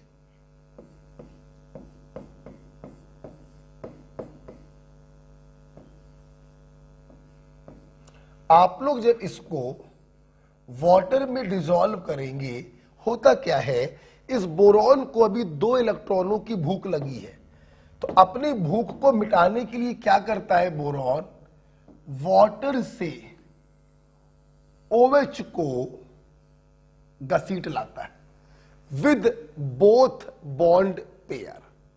ये देखिए यार, बड़ी सुंदर सी डिजाइन बन गई मेरे भाई, तो बड़ा कला आर्ट टाइप की बन गई है। तो ये बोरॉन क्या करेगा, वाटर से OH को दोनों इलेक्ट्रॉनों सहित घसीट लाता है, और घसीटने के बाद देखिए क्या होता है, देखिए आप इसको ऐसे लिख सकते हैं, साल में देखिए BOH का होल 4 माइनस, और ये जो H+ है ये वाटर में फ्री हो गया। तो आप अगर ध्यान से देखें कि 1 मोल बोरिक एसिड से आपको 1 H+ मिल रहा है, दिस इज द रीजन कि इसका वैलेंस फैक्टर होता है 1। इसीलिए बेटा इसका वैलेंस फैक्टर होता है 1। तो ध्यान रखो, क्या बोरिक एसिड ने अपने हाइड्रोजनों को डोनेट किया? नहीं, क्योंकि ये आर्हीनियस एसिड प्रोटोनिक एसिड नहीं होता है, बल्कि इलेक्ट्रॉन डेफिशिएंट होने के कारण ये लुईस एसिड होता है। जब आप इसको पानी में डालते हैं, ये वाटर के OH को दोनों इलेक्ट्रॉनों से घसीट लेता है, अपने इलेक्ट्रॉनों की भरपाई कर लेता है, और ये वाला H पानी में फ्री हो जाता है, इसलिए इसका बैलेंस फैक्टर होता है 1। ओके, आप इसको लिख लीजिए, इलेक्ट्रॉन डेफिशिएंट है ना, 6 इलेक्ट्रॉन।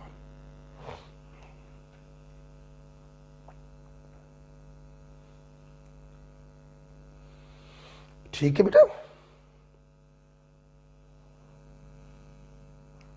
ठीक है। अच्छा भाई, अब मेरी बात सुनना, बोरिक एसिड जो है एक वीक एसिड होता है। क्या होता है? वीक एसिड होता है। स्ट्रॉन्ग एसिड जैसे H2SO4, HNO3 वो स्ट्रॉन्ग एसिड होते हैं। बोरिक एसिड जो है एक वीक एसिड होता है, इसीलिए मैंने रिवर्सिबल का साइन लगाया है।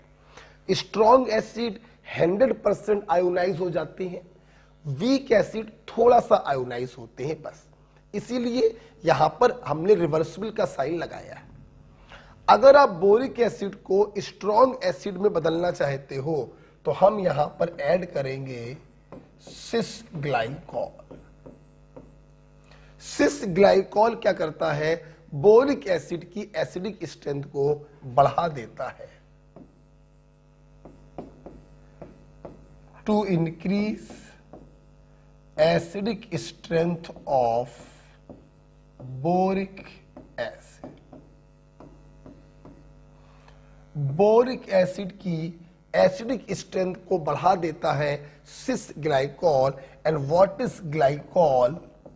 Glycol is this.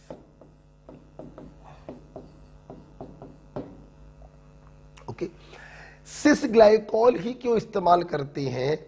दोनों OH सेम डायरेक्शन में होने चाहिए, अपोजिट डायरेक्शन में नहीं होने चाहिए।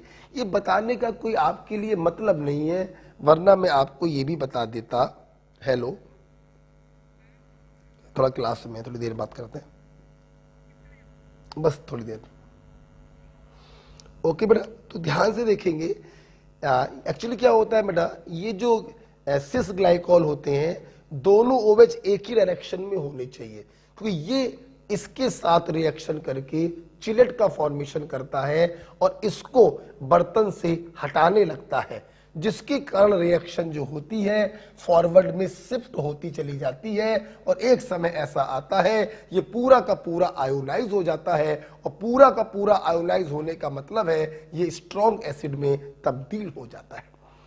ओके, तो चिलेट का फॉर्मेशन तभी होता है जब ये दोनों OH सेम डायरेक्शन में हो, तो सिस ग्लाइकॉल होगा, ट्रांस ग्लाइकॉल नहीं लेंगे। उम्मीद करते हैं आपका ये पॉइंट भी क्लियर हो गया होगा। राइट, हटा देते हैं इसको। तो आप लोगों ने आज हमसे पढ़ा एसिड का वैलेंस फैक्टर रिप्लेसेबल हाइड्रोजन होता है। अभी तक मैंने रिप्लेसेबल में आपको ये समझाया कि O से लगे जो H होते हैं वही डोनेट हो सकते हैं, वही रिप्लेसेबल होते हैं। बैल बुद्धि में ऐसे समझिए कि जितने हाइड्रोजन दिखाई पड़े वही उसका वैलेंस फैक्टर होगा। 4 लोगों को छोड़ दीजिए, H3PO2, H3PO3, H4P2O5 और H3BO3।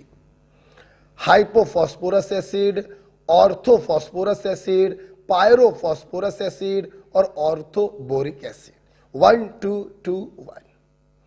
सारा एक्सप्लेन मैंने किया। बोरिक एसिड प्रोटोनिक एसिड नहीं होता, ये लुईस एसिड होता है। वाटर में डालने पर OH को बॉन्ड पेयर से घसीट लेता है और एक प्रोटॉन डोनेट करता है, इसलिए इसका बैलेंस फैक्टर होता है 1। राइट, आई यहां पर हम लोग एक बात और सीखेंगे। जैसे एक क्वेश्चन दिया, मैंने आपसे बोला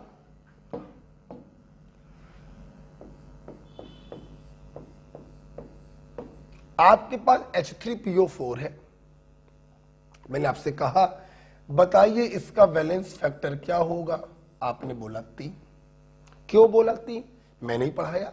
जितने हाइड्रोजन दिखाई पड़ते हैं हम उन सभी को रिप्लेसेबल मान लेते हैं, उन सभी को वैलेंस फैक्टर में काउंट कर लेते हैं। ठीक, बहुत बढ़िया बहुत बढ़िया। अच्छा भाई, अब सुनना, अगर क्वेश्चन आता H3PO4 है, हमने उसकी रिएक्शन NaOH से कराई और प्रोडक्ट बनाया NaH2PO4 प्लस वाट।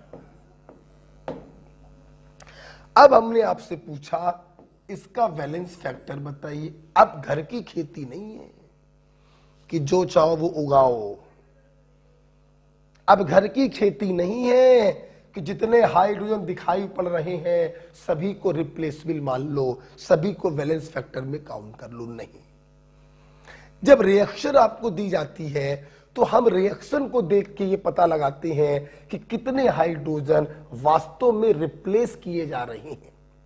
आप देखिए 3 हाइड्रोजन थे, 2 हाइड्रोजन अभी भी हैं, तो रिप्लेस कितने हुए? 1। तो अब वैलेंस फैक्टर होगा 1। अगर ये रिएक्शन ना लिखी होती तो हम बोल देते इसका वैलेंस फैक्टर 3, हम सबको रिप्लेसेबल मान लेते। लेकिन जब रिएक्शन दी जाती है तो घर की खेती नहीं होती है, जितने वास्तव में रिप्लेस हो रहे हैं उन्हीं को काउंट करेंगे। 3 थे, 2 अभी भी हैं, रिप्लेस हुआ 1, वैलेंस फैक्टर 1। ओके,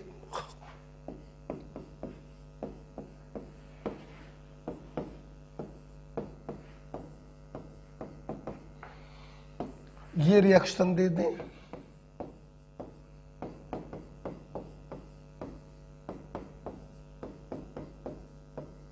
आप उम्मीद करते हैं आप समझ गए होंगे। अब वैलेंस फैक्टर कितना होगा? 3 थे, 2, 1 बचा, रिप्लेस कितने हुए? 2, वैलेंस फैक्टर 2। 3 थे, 1 अभी भी है, रिप्लेस कितने हुए? 2, वैलेंस फैक्टर 2। इस प्रकार से पहला एग्जाम्पल एसिड के वैलेंस फैक्टर खत्म होते हैं। अगली क्लास में हम लोग पढ़ेंगे बेस का वैलेंस फैक्टर, आयन का बैलेंस फैक्टर, सॉल्ट का बैलेंस फैक्टर, ऑक्सीडाइजिंग और रिड्यूसिंग एजेंट का बैलेंस फैक्टर, और अगली क्लास में इक्विवेलेंट वेट खत्म कर देंगे। आज तारीख कितनी अंकित? अंकित तारीख, अरे हम भी अगले हैं, घड़ी पहने तो हैं। आज 12 तारीख है, ठीक है। तो आप जब इस लेक्चर को देख रहे होंगे, तारीख होगी 12 और कल तारीख होगी 13। हम लोग क्या कर रहे हैं, ऑनलाइन के जो स्टूडेंट है, इसको हटा, ऑनलाइन में भी हम 2 दिन की छुट्टी कर रहे हैं, 14 और 15 की लीव छुट्टी। ऑनलाइन क्यों कर रहे हैं छुट्टी, मैं आपको बता दूं। छुट्टी करने की बहुत सारे उद्देश्य हैं। लड़ाई बहुत लंबी है, पढ़ना ही पढ़ना है, थोड़ा सा रिलैक्स कर लो। 22 सितंबर से आप लोग पढ़ रहे हो, थोड़ा सा रिलीफ मिल जाएगा। त्योहार बड़ा है, इसलिए भी छुट्टी जरूरी है। और मेरी बात सुन लो, छुट्टी करने का सबसे बड़ा उद्देश्य क्या है कि जैसे जो बच्चे नए ज्वाइन कर रहे हैं वो बच्चे अपने मोल कॉन्सेप्ट को खत्म कर सके। किसको खत्म कर सके, मोल कॉन्सेप्ट। जो बच्चे पुराने हैं उनको हम रिलीफ दे रहे हैं। 14-15 तारीख को कोई हम एसडब्ल्यू नहीं देंगे। हाँ, वॉल्यूमेट्रिक आज तारीख कितनी है, 12, कल तारीख कितनी होगी, 13। तो इन 2 दिनों में, आज ये तो हो गया, कल आपका इक्विवेलेंट पीरियड खत्म हो जाएगा। हाँ, तो जो पुराने बच्चे हैं उनको बहुत ज्यादा हम काम देंगे, तो थोड़ा बहुत एसडब्ल्यू देंगे, बस थोड़ा, ठीक है। लेकिन जो नए बच्चे हैं उनको इस एसडब्ल्यू के साथ साथ एक बहुत बड़ा काम करना है, मोल कॉन्सेप्ट को खत्म करना है ना। इसलिए 2 दिन की छुट्टी हम आपको देंगे। अच्छा, आज का एसडब्ल्यू आपको तैयार हो गया। आज मैंने आपको एसडब्ल्यू क्या दिया था, स्टीरियो आइसोमेरिज्म के आपको क्वेश्चन लगाने हैं, आधे क्वेश्चन लगाने हैं। और ये जितना भी वॉल्यूमेट्रिक मैंने पढ़ाया है इसको अच्छे से आपको पढ़कर आना है। ओके, जुड़े रहिए बेटा हमारे साथ, केमिस्ट्री पढ़ते रहिए, मस्त रहिए, एंजॉय करिए, दिल खोल कर, टेंशन मत लीजिए, सब अच्छा होगा। अच्छे दिमाग से पढ़ाई करिए और ध्यान रखिएगा बेटा, मैं हमेशा कहता हूं हमारे सब्जेक्ट कितने हैं, 3 नहीं, हमारे सब्जेक्ट हैं 4, फिजिक्स, केमिस्ट्री, बायो, और चौथा सब्जेक्ट है हेल्थ। स्वस्थ शरीर में ही स्वस्थ दिमाग निवास करता है, और दिमाग जब स्वस्थ होगा तभी पढ़ाई अच्छी होगी। इसलिए मस्त रहना है, अच्छा खाइए, मस्त रहिए, शरीर को स्वस्थ रखिए और पढ़ाई करते रहिए। ओके भाई, थैंक यू।